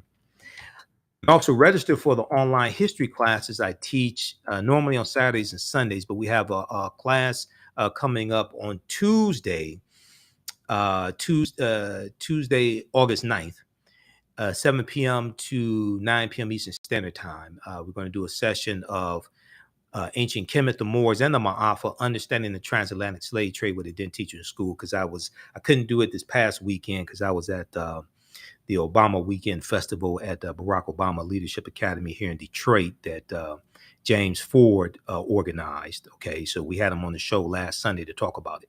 But you can go to our website, AfricanHistoryNetwork.com. You can register for the class. This time we're going to do 13 sessions instead of 10. As soon as you register, you can watch the previous classes. We do the sessions live. All the sessions are archived and recorded. You can go back and watch it anytime. And then also we have on Sundays, normally I teach from the Civil War to the Civil Rights Movement and Black Power, 1865 to 1968. These classes are on sale $60, regularly $130. Okay. And when we also have a bundle pack, so you can register for both classes for $100. That's over a $300 value that you get for $100. So we do the sessions live. All the sessions are archived and recorded. You can go back and watch them anytime. So a year from now, 2 years from now, you can go back and watch the entire class. Okay. All right. So we'll take a quick break. and you're watching the African History Network show here on our social media platforms. We're also broadcasting on Blog Talk Radio, our Blog Talk Radio channel today, which is the African History Network show on at blogtalkradio.com. And you can give us a call, 914-338-1375. Let me post the call-in number here. This is the call-in number for tonight's show only, because this is our Blog Talk Radio call-in number. 914-338-1375. Press the number 1 key to put you in queue, so we could bring you on the air, or you can call that number and just listen to the show as well. Normally we're on 9-10 a.m. the Superstation WFDF, but they had a scheduling conflict, so they're not broadcasting live tonight. So I found that out when I called into the station to do my show. They sent out an email early in the week, but I was so busy I missed the email. I talked to Jalen, my board operator, tonight. He said, hey, they sent an email early in the week. I'm like, man, this week was a blur. Okay, I did Roland Martin's show on Tuesday for 2 hours. I did Reverend Al Sharpton's radio show, Keeping It Real, for 2 hours on Wednesday. I did Roland's show again on Friday. I had projects I was working on this week, and I had to get ready to be at the Obama Weekend Festival as well at Barack Obama Academy on Saturday. So this week was a blur. All right, we'll be back in a few minutes. You're watching the African History Network show. And email us at AHNshow@AfricanHistoryNetwork.com. We'll let you know how you can advertise with the African History Network. STEM Forward, helping our community find their place in the emerging fields of science, technology, engineering, and mathematics. Join us for our monthly live stream on our website, stemforwardedu.org. Watch, subscribe, share. Also join our mailing list to stay up to date with STEM resources and opportunities. STEM Forward, the future is now. Watch, subscribe, share. Imhotep, everybody. Hey, this is Michael Imhotep, founder of the African History Network, host of the African History Network show. I'm a talk show host, researcher, lecturer, writer, and historian. And I want to give a special shout out to everybody who has attended the 11th annual Liberated Minds Black Homeschool and Education Expo. I just want to take a few minutes, and we had a great presentation that I did on Saturday. So I teach 2 online history classes. One on Saturday and one on Sunday. On Saturday, the class that I teach, normally 2 p.m. to 4 p.m. Eastern Standard Time, is called Ancient Kemet, the Moors, and the Ma'afa, Understanding the Transatlantic Slave Trade, what they didn't teach you in school. And this is normally a 10-week online class. We deal with thousands of years of history and what leads up to the transatlantic slave trade taking place. We can't start studying our history in slavery. Even when we study the transatlantic slave trade, which is important to study, we can't start in 1619 or in the 1440s with the Portuguese, when the Portuguese get involved in the transatlantic slave trade. We have to understand the history chronologically and deal with the 800-year occupation of Europe by the Africans known as the Moors, who entered into the Iberian Peninsula, today known as Spain and Portugal, from North Africa in 711 AD. When we discuss the transatlantic slave trade, we have to first understand that African people are the original people of North, Central, and South America, and have been in the land we call the United States at least 51,700 years. Now, the second class I teach is on Sundays, normally 2 p.m. to 4 p.m. Eastern Standard Time. It's called From the Civil War to the Civil Rights Movement and Black Power, 1865 to 1968. Now, these classes are normally $130. They're on sale right now, $60. We do the sessions live. All the sessions are archived and recorded, so you can go back and watch it anytime. So a year from now, 2 years from now, you can go back and watch the entire class. With both of these classes, I would say the content is PG-13, so you can use this with your children as well if you want to. Also, you can advertise with the African History Network. We have 3 new advertising packages. Our current promotion is buy 1 month to get 1 month free. We have 1 million followers at our Facebook fan page, the African History Network. And with our platinum package, we'll take out ads on our Facebook fan page for you as well to help maximize your advertising campaign.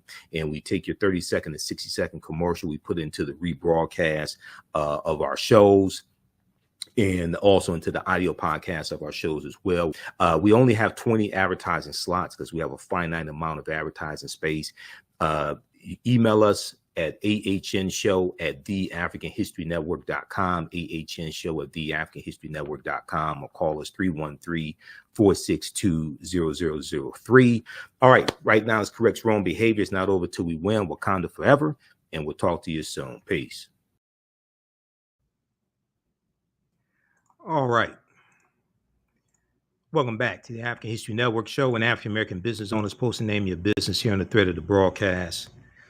You should be able to hear me. Testing 1, 2, 3. Okay, good. You can hear me. African American business owners post and name your business here on the thread of the broadcast. And we'll let you know how you can advertise with the African History Network, and email us at AHNshow@AfricanHistoryNetwork.com, AHNshow@AfricanHistoryNetwork.com. So you can advertise with us. And we still have the old email address, AHNshow@AfricanHistoryNetwork.com. I'm having some problems with that new email address through our new website, TheAFricanHistoryNetwork.com. So just email us at AHNshow@AfricanHistoryNetwork.com, because it works and I just paid the bill. So I'm still going to use that. That email address works better. Okay, let's go to this next story here. And this deals with an update dealing with the Tulsa Race Massacre. Okay. We got the news this past week, and I think it was Thursday. We got the news. A Tulsa judge allows 1921 race massacre lawsuit to move forward. And this was good news, but so this is for the 3 survivors of the Tulsa Race Massacre. Okay. This is for the 3 survivors of the Tulsa Race Massacre. Now, there was also another lawsuit on behalf of descendants of the Tulsa Race Massacre, because they were suing for reparations. That lawsuit was denied, but the one for the 3 survivors, okay, was allowed to continue. And we talked about this on Roland Martin Unfiltered on Friday. So I'm going to share a couple clips with you dealing with that here in just a minute. A Tulsa judge is allowing a lawsuit brought by plaintiffs, including 3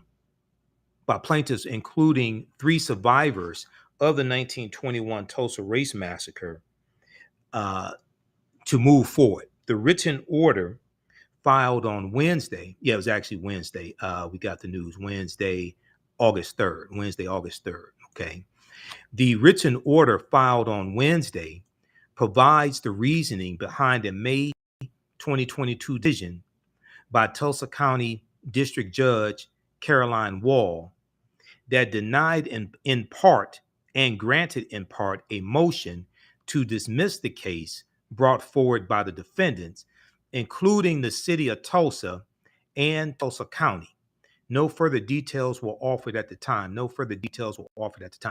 there was an article from that I saw from Essence Magazine, and their article said that the descendants were denied their lawsuit to sue for reparations, but it did. So that was the headline, but it then went on to say that the 3 survivors, their lawsuit moves forward. Okay. And we know the 3 survivors are Viola Fletcher, Mother Fletcher, Leslie Benningfield, Randall, and Hughes Van Ellis Sr., who is Mother Fletcher's younger brother. Okay. And she's Viola Fletcher's 108, Leslie Benningfield is 107, Hughes Van Ellis is 101 years old. So we talked about this on Roland Martin Unfiltered, and we actually spoke with attorney Demario Solomon Simmons, who I was co-panelist with him on Tuesday's show, but he's a frequent panelist on Roland Martin Unfiltered. He's one of the attorneys for the 3 survivors. So let's go to this clip here from Roland Martin Unfiltered.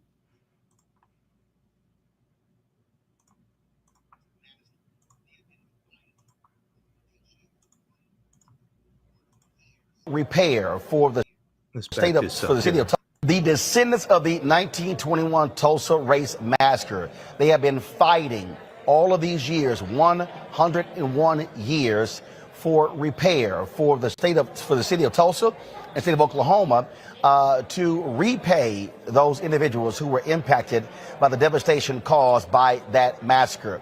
Well, now, finally, they get to move forward. On Tuesday, a judge signed the order. Tulsa County District Judge Caroline Walls signed the order saying that 6 descendants of the 1921 Tulsa Race Massacre can sue for reparations. In May, Wall allowed the case to go forward while partially granting a motion to dismiss it without saying at the time what was being dismissed. Now, in addition to the 6 descendants, Wall dismissed as plaintiffs the historic Vernon AME Church, which did not exist in 1921, as well as the Tulsa African Ancestral Society, which represents other descendants.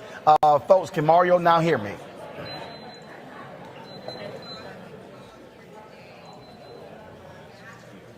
Okay, all right, y'all gotta let me know what's happening there. Let me introduce our panel. Kelly Bethea, communications strategist. Michael Imhotep, host of the African History Network show.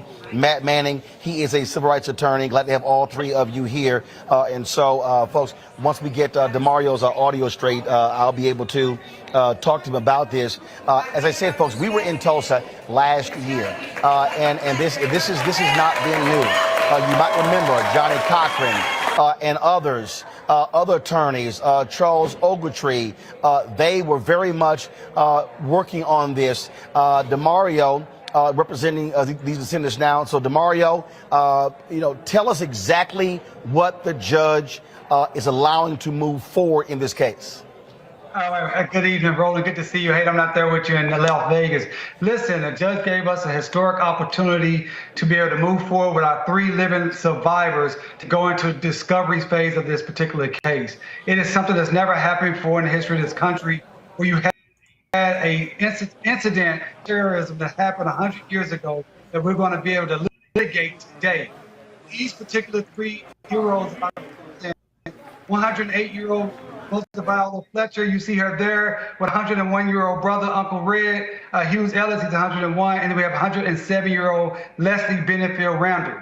So she narrowed our case some. We were not happy about that. But the fact of the matter is, Roland, we're still in the game. We still have an opportunity to show that the 1921 Tulsa Race Massacre was a public nuisance that continues to impact our community today, the community of Tulsa, the community of Oklahoma, and all Black people all throughout this country.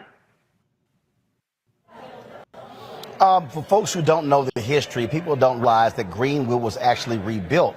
But the fact of the matter is, this was a significant amount of Black wealth that was wiped out. And so Black people could have built on top of that as opposed to having to replace it. And so what is it that you and the descendants, what are you looking to get from the city and the state? Yeah, and I want to just say, when people say Greenwood rebuilt, some people in Greenwood rebuilt, but people like A.J. Smitherman, who owned the only African-American newspaper, the first African-American newspaper to have a national circulation, since we're talking about NABJ, it did not rebuild. He was ran out of town. So, a lot of people, a lot of our leaders were killed, they were exiled, and they did not get a chance to rebuild. And those are some of the things that we want from the city and the county and the state.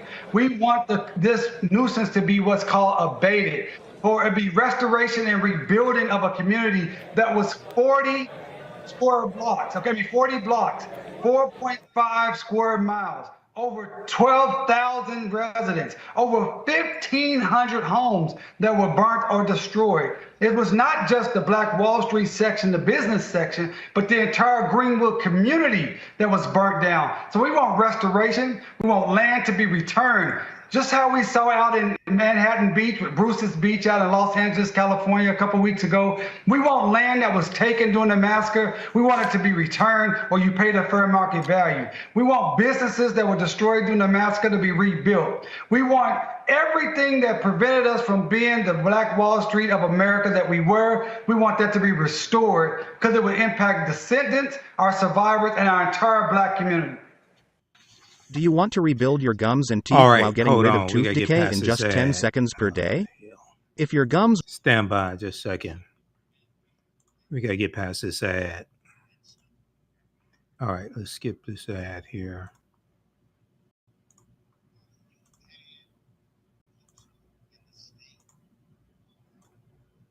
Mosley make amends. It has been hit and miss.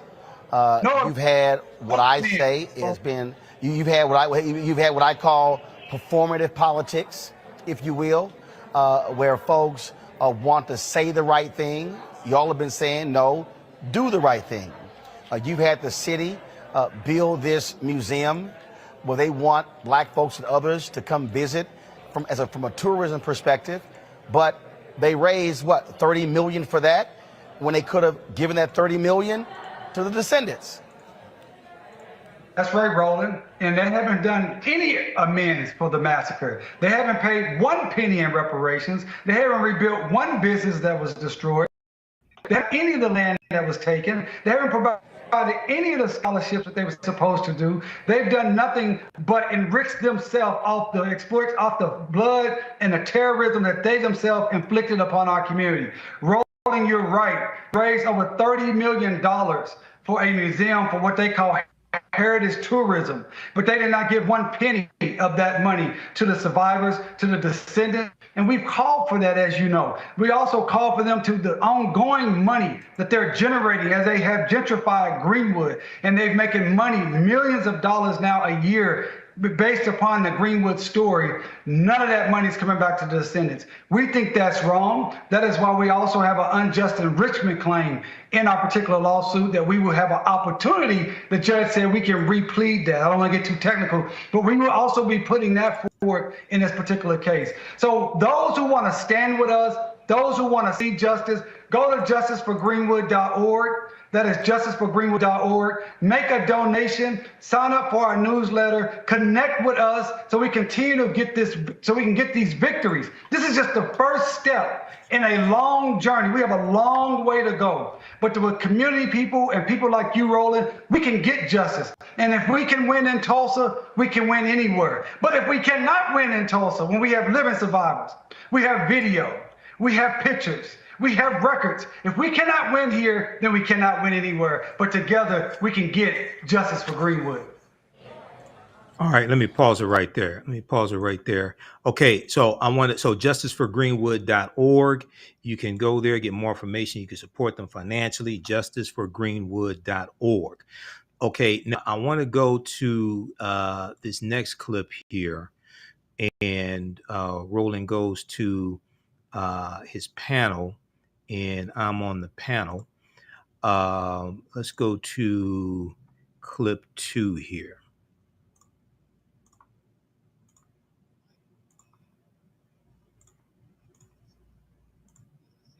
I mean, there's so many people. You had the legal dream team with Johnny Cochran.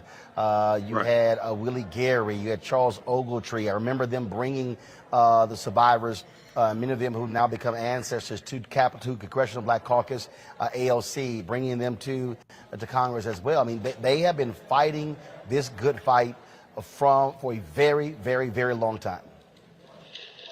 Yes, they have. And I remember the documentary, Before They Die. They came out, I think, in the 1990s sometime. I remember the fight of Charles Ogletree and others.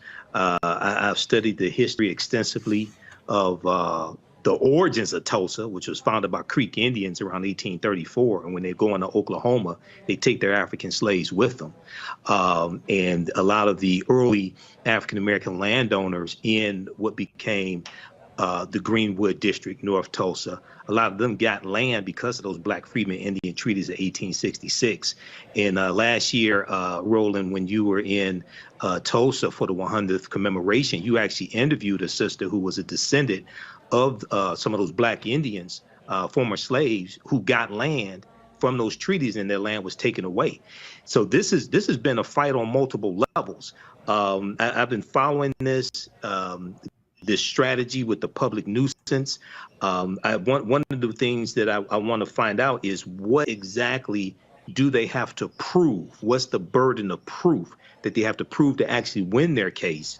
And The other thing is, I know that in 2021, Representative Hank Johnson of Georgia, House Representatives, Congressional Black Caucus, introduced a bill to try to get reparations for the 3 survivors as well of the Tulsa Race Massacre. So I'm trying to find out where that bill is as well in the House of Representatives. But this is huge for this to be able to advance like this after 101 years.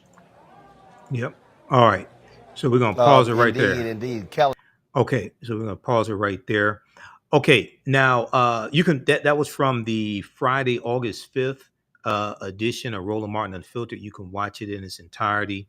Also, they have that segment on Roland Martin's YouTube channel, Roland S. Martin on YouTube. They have just that segment as well that you can watch also. Okay.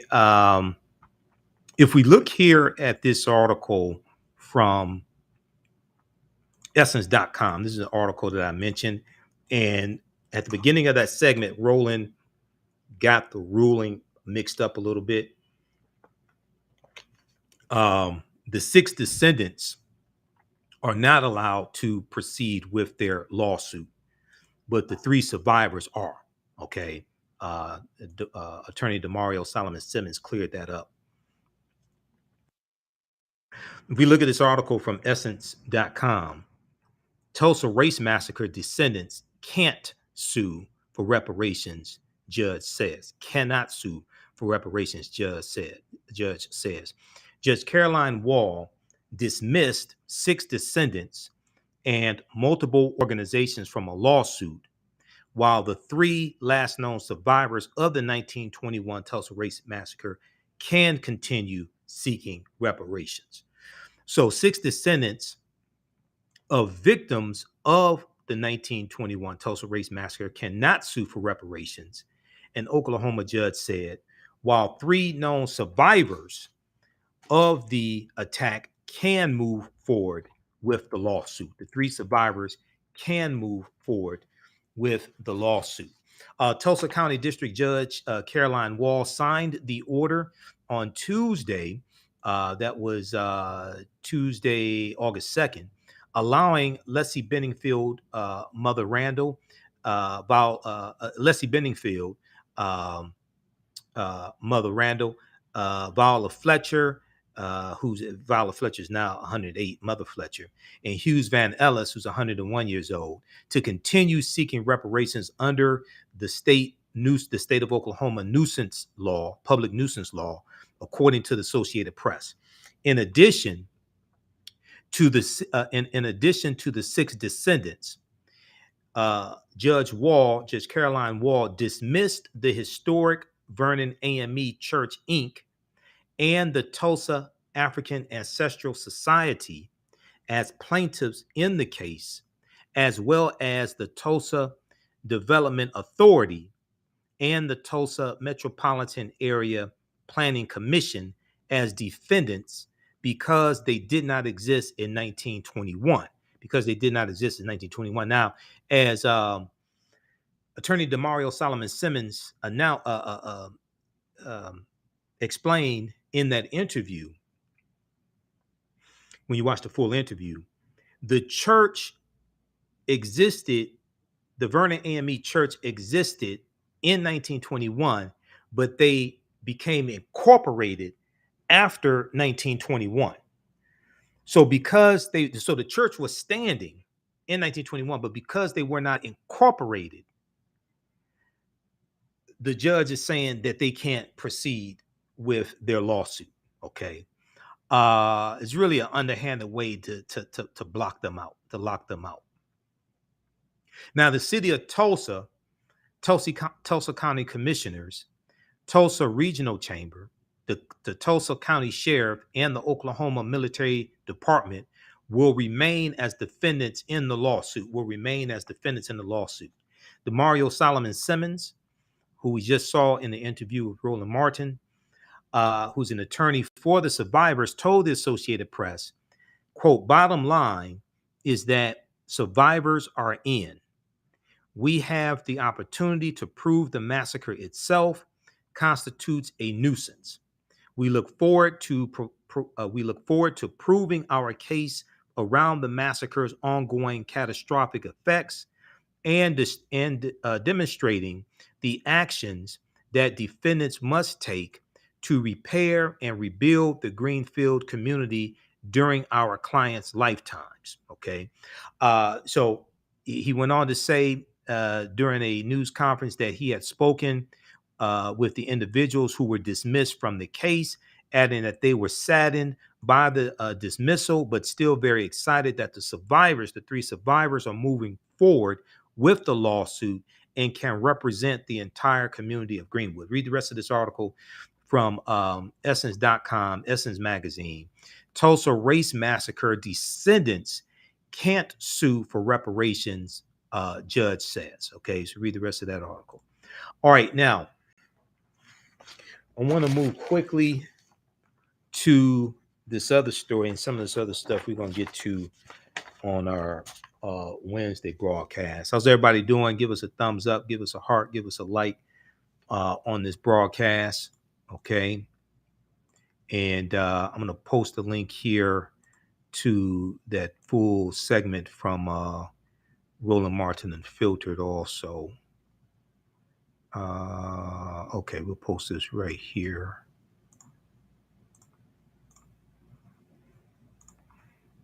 Okay, we'll post this link here. Okay, very quickly, let's go to the Brittney Griner story. The outcome was predictable with Brittney Griner. We all knew that she was going to be, if you understand Russia and their injustice system in Russia, we know that the Russian prosecutors have a 99% conviction rate. It's not because they're good prosecutors, it's because they're crooked as hell. So we all knew that she was going to be convicted. Oh, also, before we go to that story here, I wanted to squeeze in this article here. Let's go back to the Tulsa Race Massacre, the lawsuit. This article from history.com, official website of the History Channel. We talked about this article before. I deal with this in my online history classes as well. 9 entrepreneurs who helped build Tulsa's Black Wall Street. 9 entrepreneurs who helped build Tulsa's Black Wall Street. This article is from May 14th, 2021. Okay. Before the Tulsa Race Massacre, the city's African-American district thrived as a community of business leaders and visionaries. This gets to what I was talking about dealing with the Black Freedmen Indian Treaties of 1866. And they quote Hannibal B. Johnson, who's one of the top authorities and historians on Tulsa and Black Wall Street. And I read his book, actually, this book right here. Where is his book? Where's Hannibal's book? Right here. I read his first book on the Tulsa Race Massacre, Black Wall Street, From Riot to Renaissance in Tulsa's Historic Greenwood District. When I was doing my research, I'm in a documentary dealing with Black Wall Street from a few years ago, and I have a 2.5-hour lecture available at our website, AfricanHistoryNetwork.com, dealing with the Tulsa Race Massacre, dealing with Black Wall Street and the origins of Tulsa, things like this. But one of my sources in preparation for to do the research was this book right here by Hannibal B. Johnson. Okay, so if we look at this article, he's quoted in this article. Before the Greenwood District was established, African Americans came to Oklahoma in the mid-19th century, the mid-1800s, as slaves of the 5 civilized tribes of Native Americans. The term used for the Cherokee, Chickasaw, Choctaw, Creek, and Seminole Native American tribes who were forced from their lands in the southeast part of the United States, resettling in Oklahoma, then known as Indian Territory. After the U.S. Civil War, under the terms of the treaties of 1866, these African Americans were emancipated, with some integrating into these Native American tribes, a relationship that would later provide freedmen with their own land, a relationship that would later provide freedmen, the Black freedmen, with their own land from those 1866 Indian treaties and the 1887 Dawes Allotment Act. Hannibal B. Johnson, historian Hannibal B. Johnson says, quote, the relative wealth of some Black folks in Oklahoma comes in part through their connection to the tribes and their land ownership. Through the tribes, connection to the tribes and their land ownership, says Hannibal B. Johnson, historian and author of Black Wall Street 100, and American City grapples with this historical racial trauma. So that was his second book on Black Wall Street, which came out in 2021 around the time of the 100th commemoration of the Tulsa Race Massacre. Now, the Dawes Allotment Act, or the Dawes Act for short, of 1887 authorized the U.S. government to divide tribal territories into allotments for individual Native Americans, which included Black members, African-American members, okay, of those Native American nations. As word spread that Indian Territory was a safe place for African-Americans to settle, between 1865 and 1920, more than 50 Black townships were founded in Oklahoma. More than 50 Black townships were founded in Oklahoma.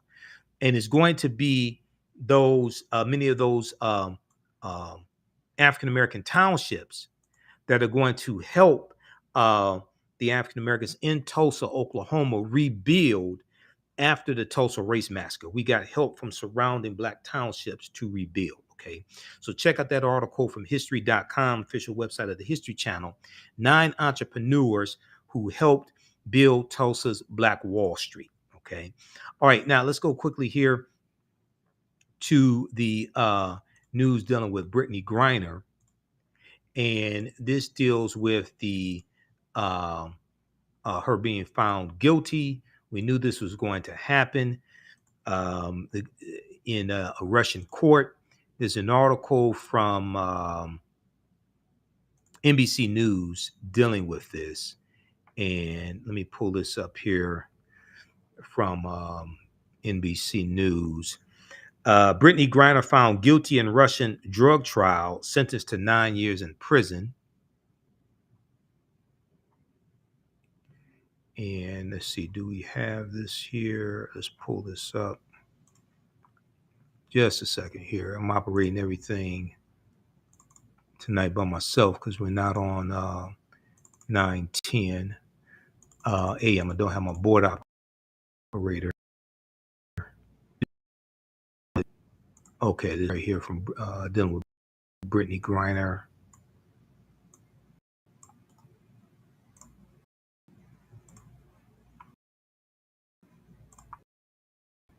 All right, let's go to this article.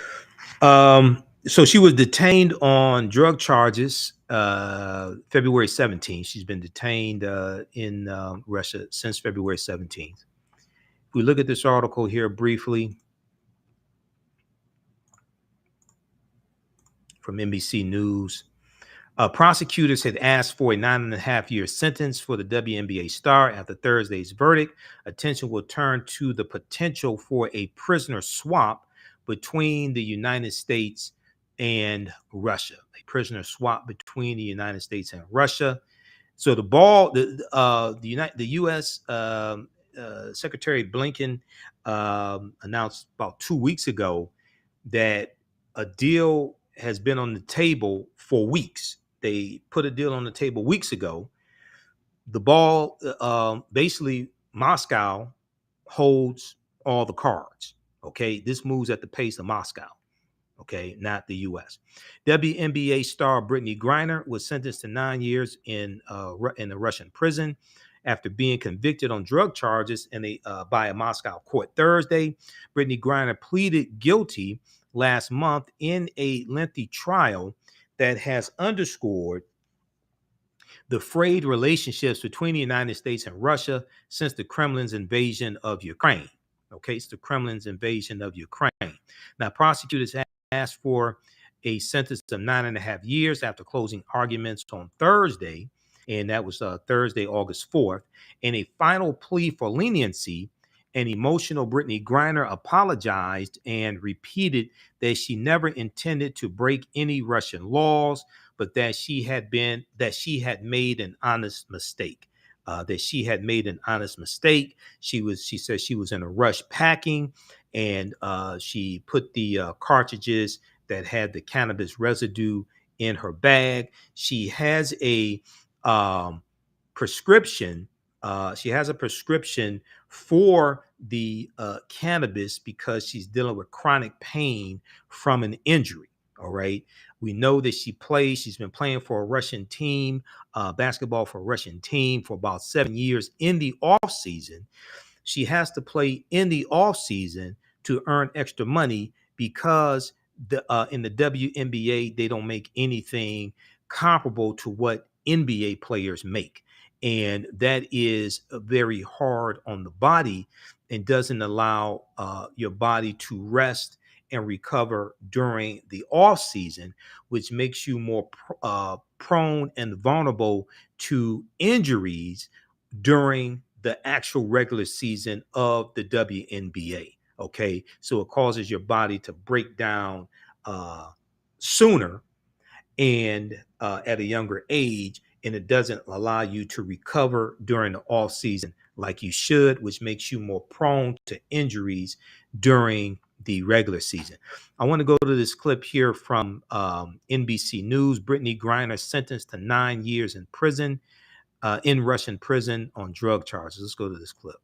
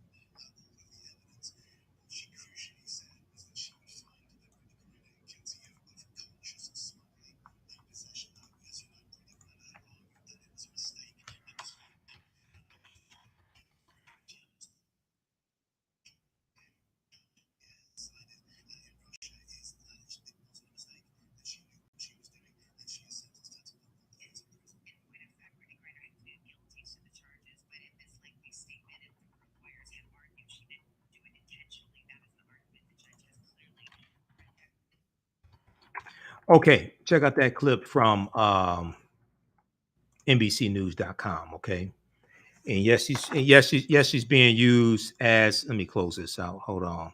Yes, she's being used as a political pawn also. Okay, check out that article from NBCnews.com. That article once again is Brittney Griner sentenced to years Brittney Griner found guilty in Russian drug trial, sentenced to 9 years in prison. Okay, check that out from NBCnews.com. Okay, so we'll keep you up to date on what's going on with that. All right, now, let's see here. A lot of this other stuff we're going to get to on Wednesday show.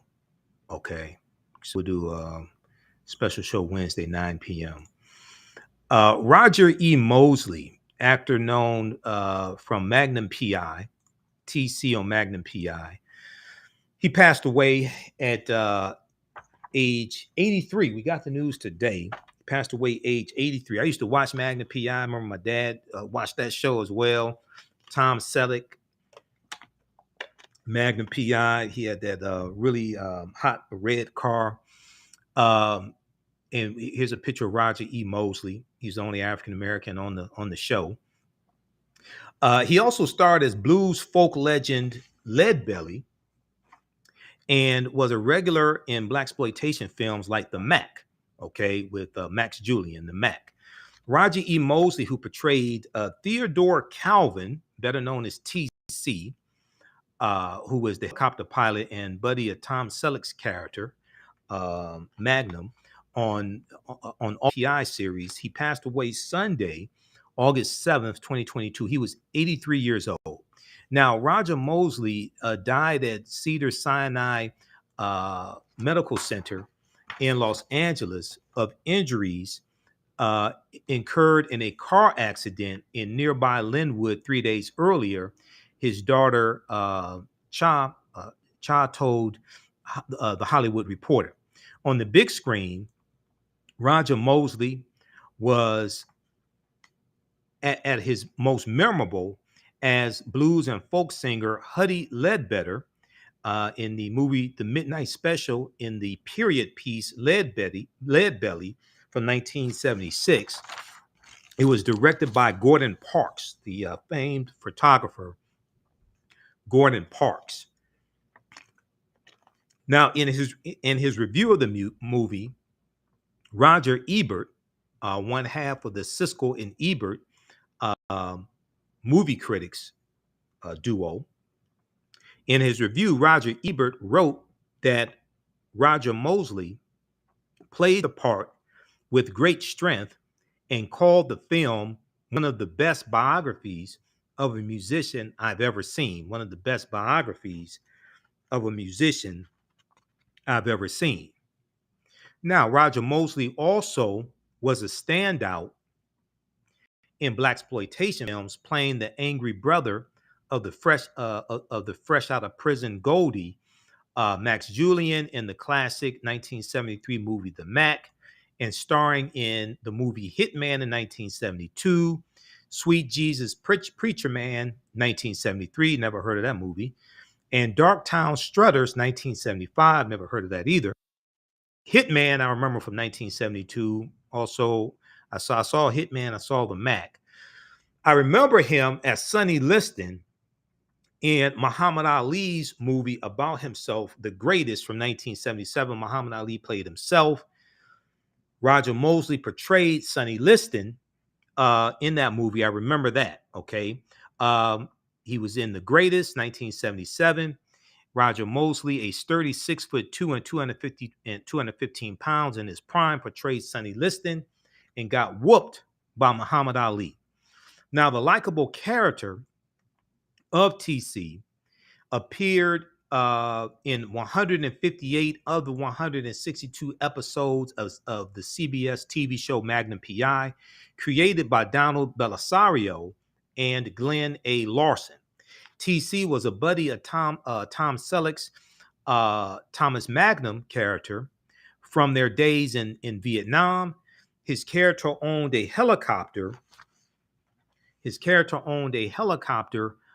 Charter company in Oahu called Island Hoppers in Hawaii, which came in handy on the series that aired from December 1980 through May of 1988. According to Roger Mosley, Gerald McRaney was all set to play the character of TC before the producers realized they needed a person of color in the main cast. How long did it take them to realize that the cast was all white? They needed a person of color. Now, Tom Selleck thought of Roger Mosley from a prison film they had done together in 1973's Terminal Island and suggested Roger Mosley for the part. So this is how Roger Mosley gets the part of TC. Okay. Now, the Los Angeles native was busy making movies at the time and did not want a job on a television show, but his agent talked him into at least doing the Magnum pilot. It's nothing like a steady paycheck. Okay. It's not like a steady paycheck. And this ended up being an 8-year gig for him. Okay. A steady paycheck for 8 years. Okay. It's nothing like a steady paycheck. Now, as Roger Mosley remembered it, his agent told him it's starring this guy, Tom Selleck. Tom Selleck has made about 5 pilot shows and none of them has sold. So here's what you do, Roger, sign up for the show, go to Hawaii. They'll treat you good for the 20 days it will take to shoot the pilot.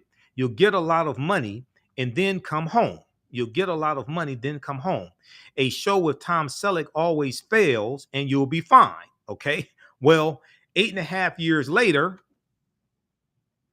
the show lasted for 8 years. Now, Roger Mosley in real life was a licensed private helicopter pilot, something the producers discovered after he was hired, he said, but not allowed to fly on the series. Now, at the start of the series, the writers had TC as the owner of a struggling helicopter business, but Roger Mosley refused to, quote, be the only black person in Hawaii and be broke. Roger Mosley refused to be the only black person in Hawaii and be broke. So he said, quote, and they reversed. They decided Tom Selleck would be broke and I would be financially well off, except I was always bailing him out.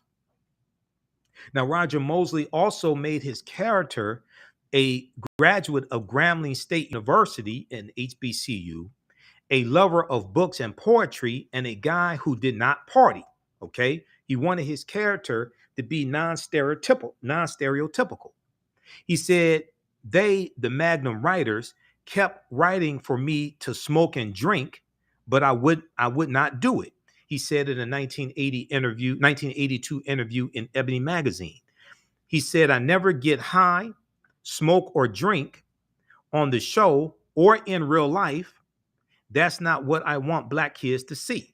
Okay, so here we have, once again, these white writers writing stereotypical roles for African Americans to reinforce these negative stereotypes. They wanted TC's character to be broke.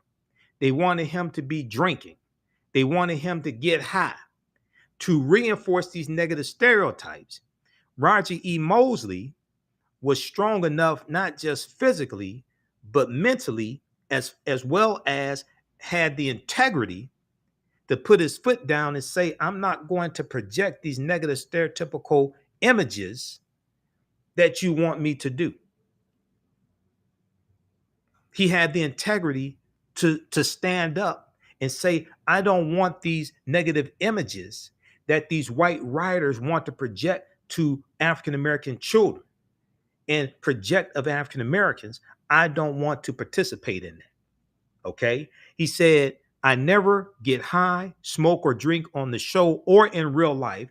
That's not what I want black kids to see.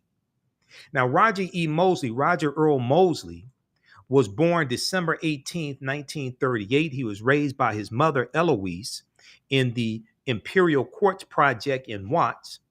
He was a wrestler in high school and a swimming coach in the neighborhood. Okay. He was also on the TV show Hanging with Mr. Cooper. Okay. Also with Mark Curry. You remember him? He was in the first season of Hanging with Mr. Cooper as well. He was a coach on there, basketball coach, and I think he taught wrestling as well.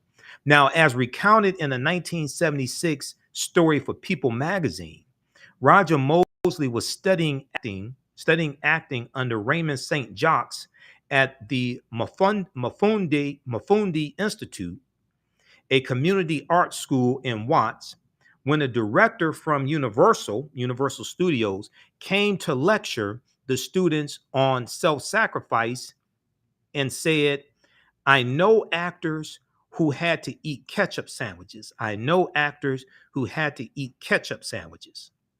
Now, Roger E. Mosley got up and shouted, you have the audacity to tell us to eat ketchup sandwiches for our art.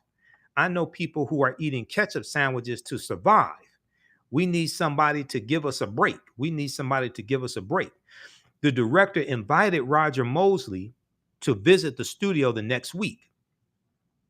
Now, Roger Mosley made one of his first on-screen appearances in 1971 on an episode of the CBS TV show Cannon, then had small roles in the New Centurions, 1972, and Hickey and Boggs, 1972 as well.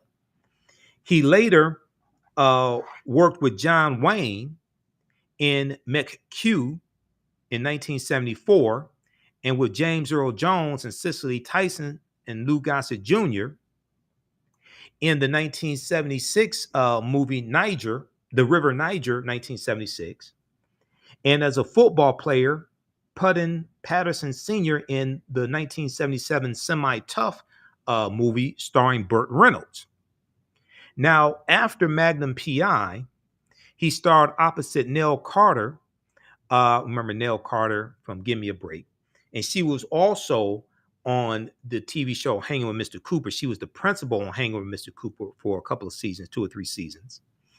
Post Magnum P.I., he starred opposite Nell Carter on the CBS sitcom You Take the Kids, and also as Coach Ricketts on ABC's Hanging with Mr. Cooper with Mark Curry.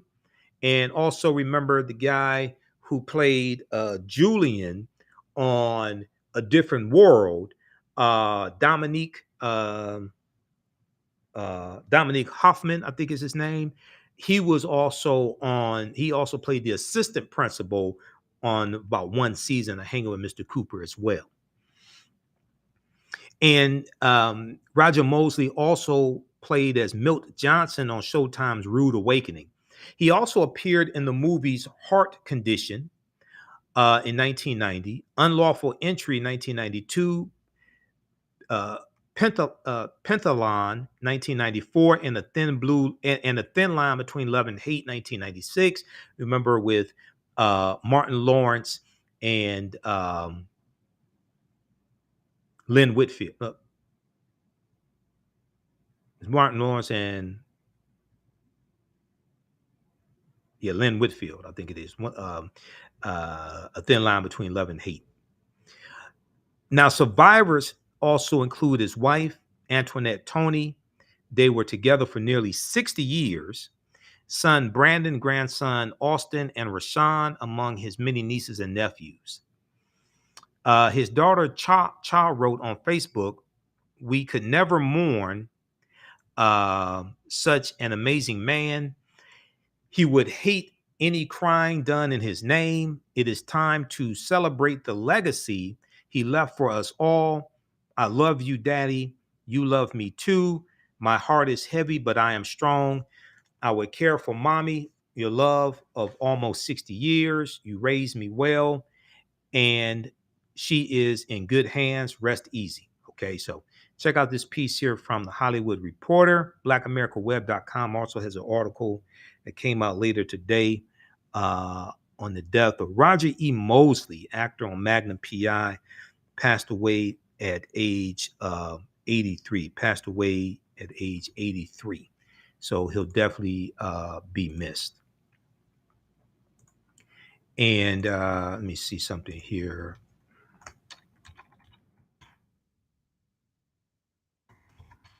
And that was, Lynn Whitfield, Thin Line Between Love and Hate. All right. So these other stories here, Tyler Perry, Cicely Tyson, and also the bill that came out. Carolyn Bryant Donham we'll get to on Wednesday. Very quickly here, this massive bill passed the U.S. Senate today. I knew it was going to pass. We know that there were private negotiations going on between Senator Mitch McConnell and Senator um, um, uh, Senator from West Virginia, Senator Joe Manchin. Okay, and you do those negotiations in private, not in the media. So I had been reading that Manchin was wanted to do a deal and take elements of Build Back Better and make that a bill. So I knew this was coming. Senate approves Inflation Reduction Act of 2022, clenching long delayed health and climate bill. This is huge. This is a huge bill that passed. The vote was 50-50 in the Senate. Vice President Kamala Harris had the tie-breaking vote. There's a good article from NBCnews.com also that deals with this as well. This is the article here from the Washington Post. I want to look at the article here quickly. From NBC News, because they give a breakdown of what's actually in the bill and the dollar allocation of what's actually in the bill. So if we look at this here, Senate passes sweeping climate, health, and tax package. Senate passes sweeping climate, health, and tax package, putting Democrats on cusp of historic win. So it now goes to the House of Representatives. It's expected to pass in the House with no problem. It's expected that the House will vote on it on Friday, and then it goes to President Joe Biden's desk to be signed into law. The Inflation Reduction Act now heads to the House, which is expected to pass it later this week and send it to President Joe Biden's desk for signature. Now, it's important to note, no Republicans in the House or the Senate voted for this bill. No Republicans in the Senate voted for this bill. It's not expected that any Republicans in the House of Representatives will vote for this bill either. So you have all these Republicans running around talking about inflation and we need to do something about inflation, all this stuff. Okay, they're all talking, no action. When it came time to actually vote on a bill to do something about inflation, all 50 Republicans in the Senate voted against the Inflation Reduction Act of 2022. Senate Democrats narrowly passed a sweeping climate and economic package on Sunday, putting President Joe Biden and his party on the cusp of a big legislative victory just 3 months before the crucial November midterm elections. After a marathon overnight session, they went for about 20 hours. It started on Saturday, continued into Sunday. It went into Sunday afternoon to about 3-4 p.m. Eastern Standard Time, something like that. They went for about 20 hours. After a marathon overnight Senate session, the 51-50 vote was strictly along party lines, with all Republicans voting no, and all the Democrats voting yes, including Senator Joe Manchin and Kyrsten Sinema. Now, Sinema wanted, she got an adjustment to the carried interest. I think it was the carried interest. The carried interest law that they were adjusting. She got an adjustment to that. Okay, but so what? They still got the rest of the bill passed. And that's the most important thing. You can come back and you can deal with carried interest in 2023 after you maintain control of the Senate. Okay, and you increase your lead in the Senate. You can come back and deal with the rest of that. But get this bill passed now. Okay. And we're this article right here. All right. This is the article here dealing with the Senate passing this bill. Senate approves Inflation Reduction Act, clinching long-delayed health and climate bill. Okay. And it was, Senator Kirsten Sinema signed off on sweeping Democratic legislation Thursday that would provide new spending to mitigate climate change and extend healthcare access while taxing corporations. And it was a last-minute move that she made. There was an amendment. We'll get to that here in just a second. There's an amendment one of the Republicans introduced that she latched onto. Now, the legislation called the Inflation Reduction Act, Reduction Act, now heads to the House, which plans to return from its summer recess on Friday, passed the legislation and sent it to President Joe Biden's desk for his signature. Senate Majority Leader Chuck Schumer said it's been a long, tough, and winding road. It's been a long, tough, and winding road. But at last, we have arrived. I know it's been a long day and a long night, but we've gotten it done today. Quote, after more than a year of hard work, the Senate is making history.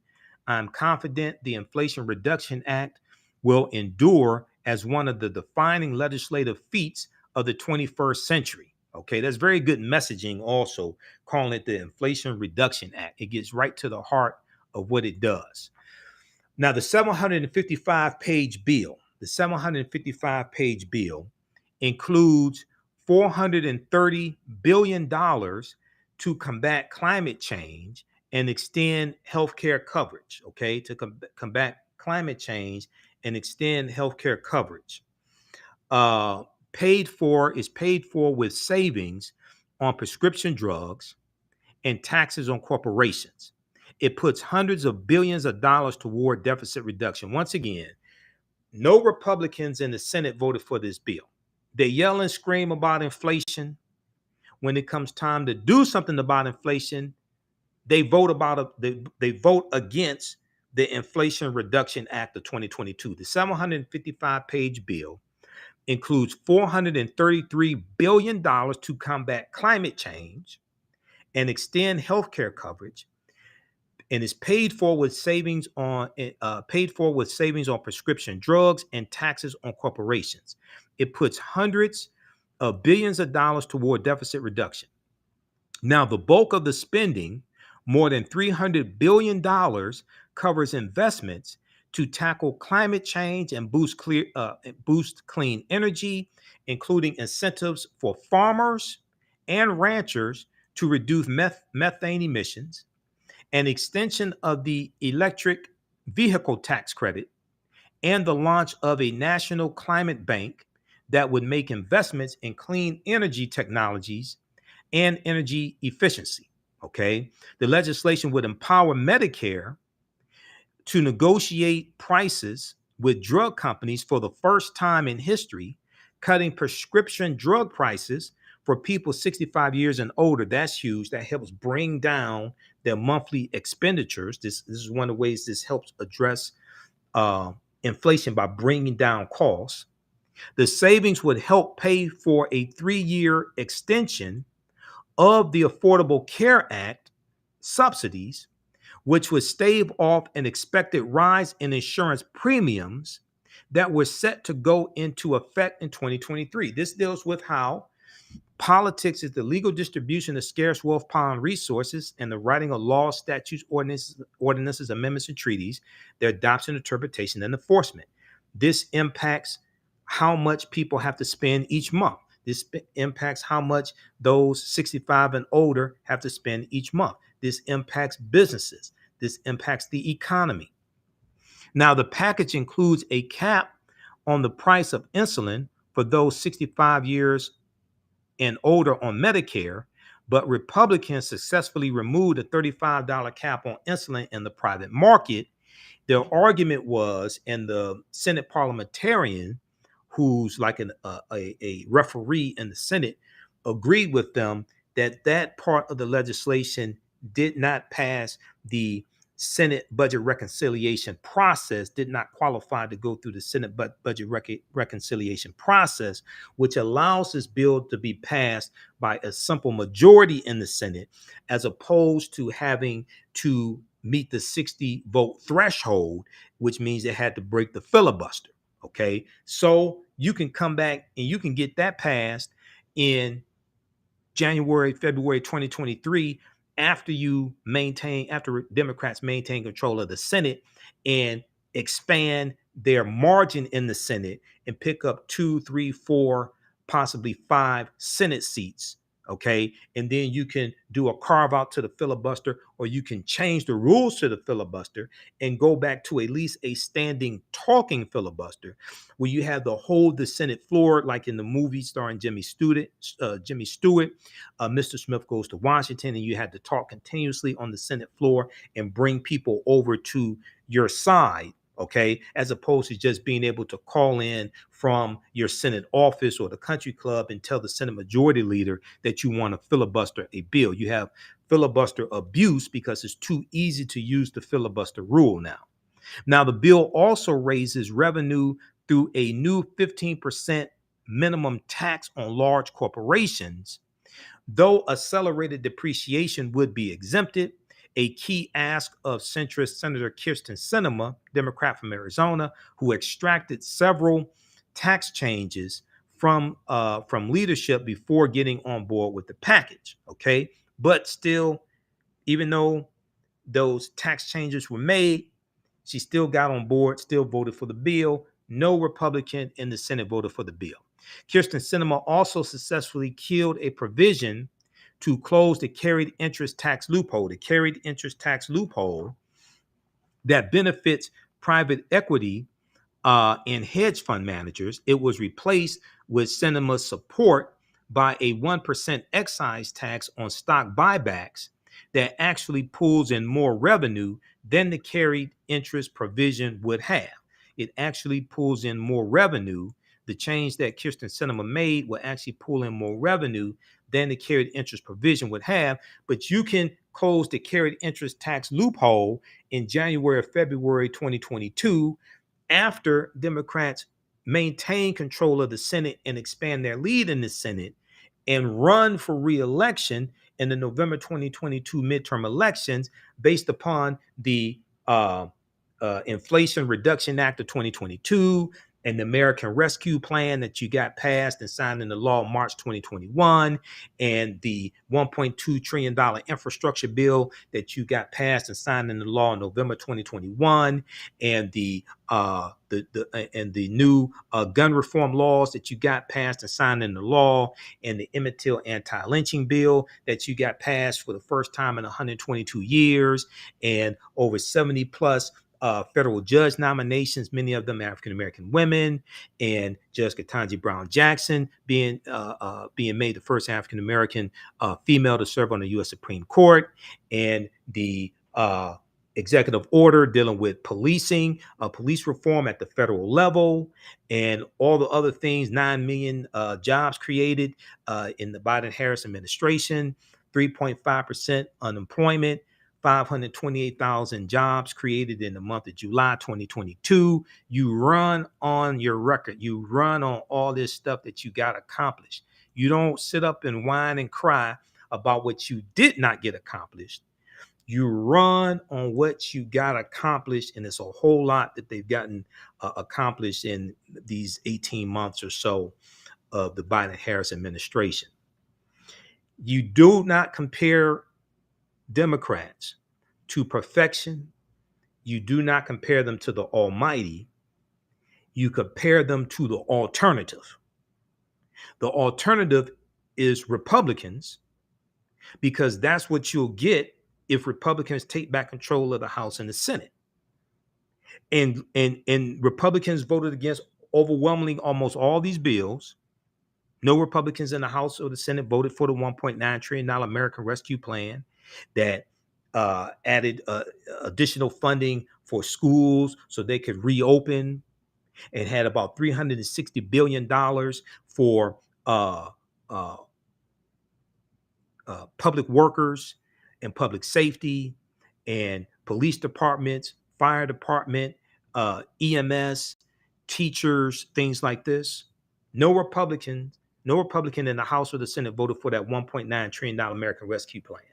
When it came time to rescue America and rescue America from COVID-19 and the economy, the COVID-19 economy, every Republican voted against that bill. 147 of those Republican traitors voted to invalidate the 2022 presidential election votes and electoral college votes for Joe Biden. There's 139 in the House and 8 in the Senate. Voted not to validate, not to certify the election results. And then when it came time to vote to rescue America, every last one of those traitors in the House and the Senate voted against the $1.9 trillion American Rescue Plan. So you can't, on the one hand, say you love America, but on the other hand, you side with the coup plotters and those who try to overthrow the government, and you vote not to certify the election results. And then when it comes time to vote to save America and the economy because of the COVID-19 crisis, you vote against the American Rescue Plan. This is an example of how elections have consequences. Also, incidentally, no Republican in the House of Representatives voted for the George Floyd Justice and Policing Act either. That bill passed the House of Representatives in March of 2021 by a vote of 220 to 212. All the Republicans voted against the bill. The one Republican who voted for the bill said he made a mistake and was going to change his vote. All right, so read the rest of this article here from NBC News. Senate passes sweeping climate, health, and tax package, putting Democrats on cusp of historic win. Is expected to pass the House of Representatives. This is going to be huge for Democrats to run on for the 2022 midterm elections. This is an example of how elections have consequences. This is a good bill. No, it's not perfect. No, it's not a perfect bill, but you don't sacrifice a good bill because you can't get a perfect bill. Okay? You get this passed, come back and get the rest of what you want after January 2023. All right. If you like information, you can support the African History Network, $ the AHN Cash App, the TheAHNShow through Cash App, also through PayPal, paypal.me/TheAHNShow. This helps us stay on the air, keep doing the research, pay the bills, finance the research, pay for all these services I use, all these news outlets I subscribe to as well. So this helps us keep doing the research. And we have the information at our website also, our new website, TheAfricanHistoryNetwork.com, TheAfricanHistoryNetwork.com. You can also register for the online history classes I teach on Saturdays and Sundays, normally Saturdays and Sundays. Saturdays is Ancient Kemet, the Moors, and the Ma'afa, Understanding the Transatlantic Slave Trade, what they didn't teach you in school. Sundays, we do that normally 2 p.m. to 4 p.m. Eastern Standard Time. We do the sessions live. All the sessions are archived and recorded. You don't have to be present in class. You can see me. I can't see you. As soon as you register, you can watch the archived classes. We're doing a special session on Tuesday, August 9th, 7 p.m. to 9 p.m. Eastern Standard Time of Understanding the Transatlantic Slave Trade, what they didn't teach you in school. Okay. So email us at ahnshow@africanhistorynetwork.com. If you've taken any of my online classes in the past, you get a 50% discount also. All right, look, we have to get out of here. Remember, at the African History Network, we focus on educating, empowering, and inspiring people of African descent throughout the diaspora and around the world, because right now it's corrects wrong behaviors, not over till we win, Wakanda forever. And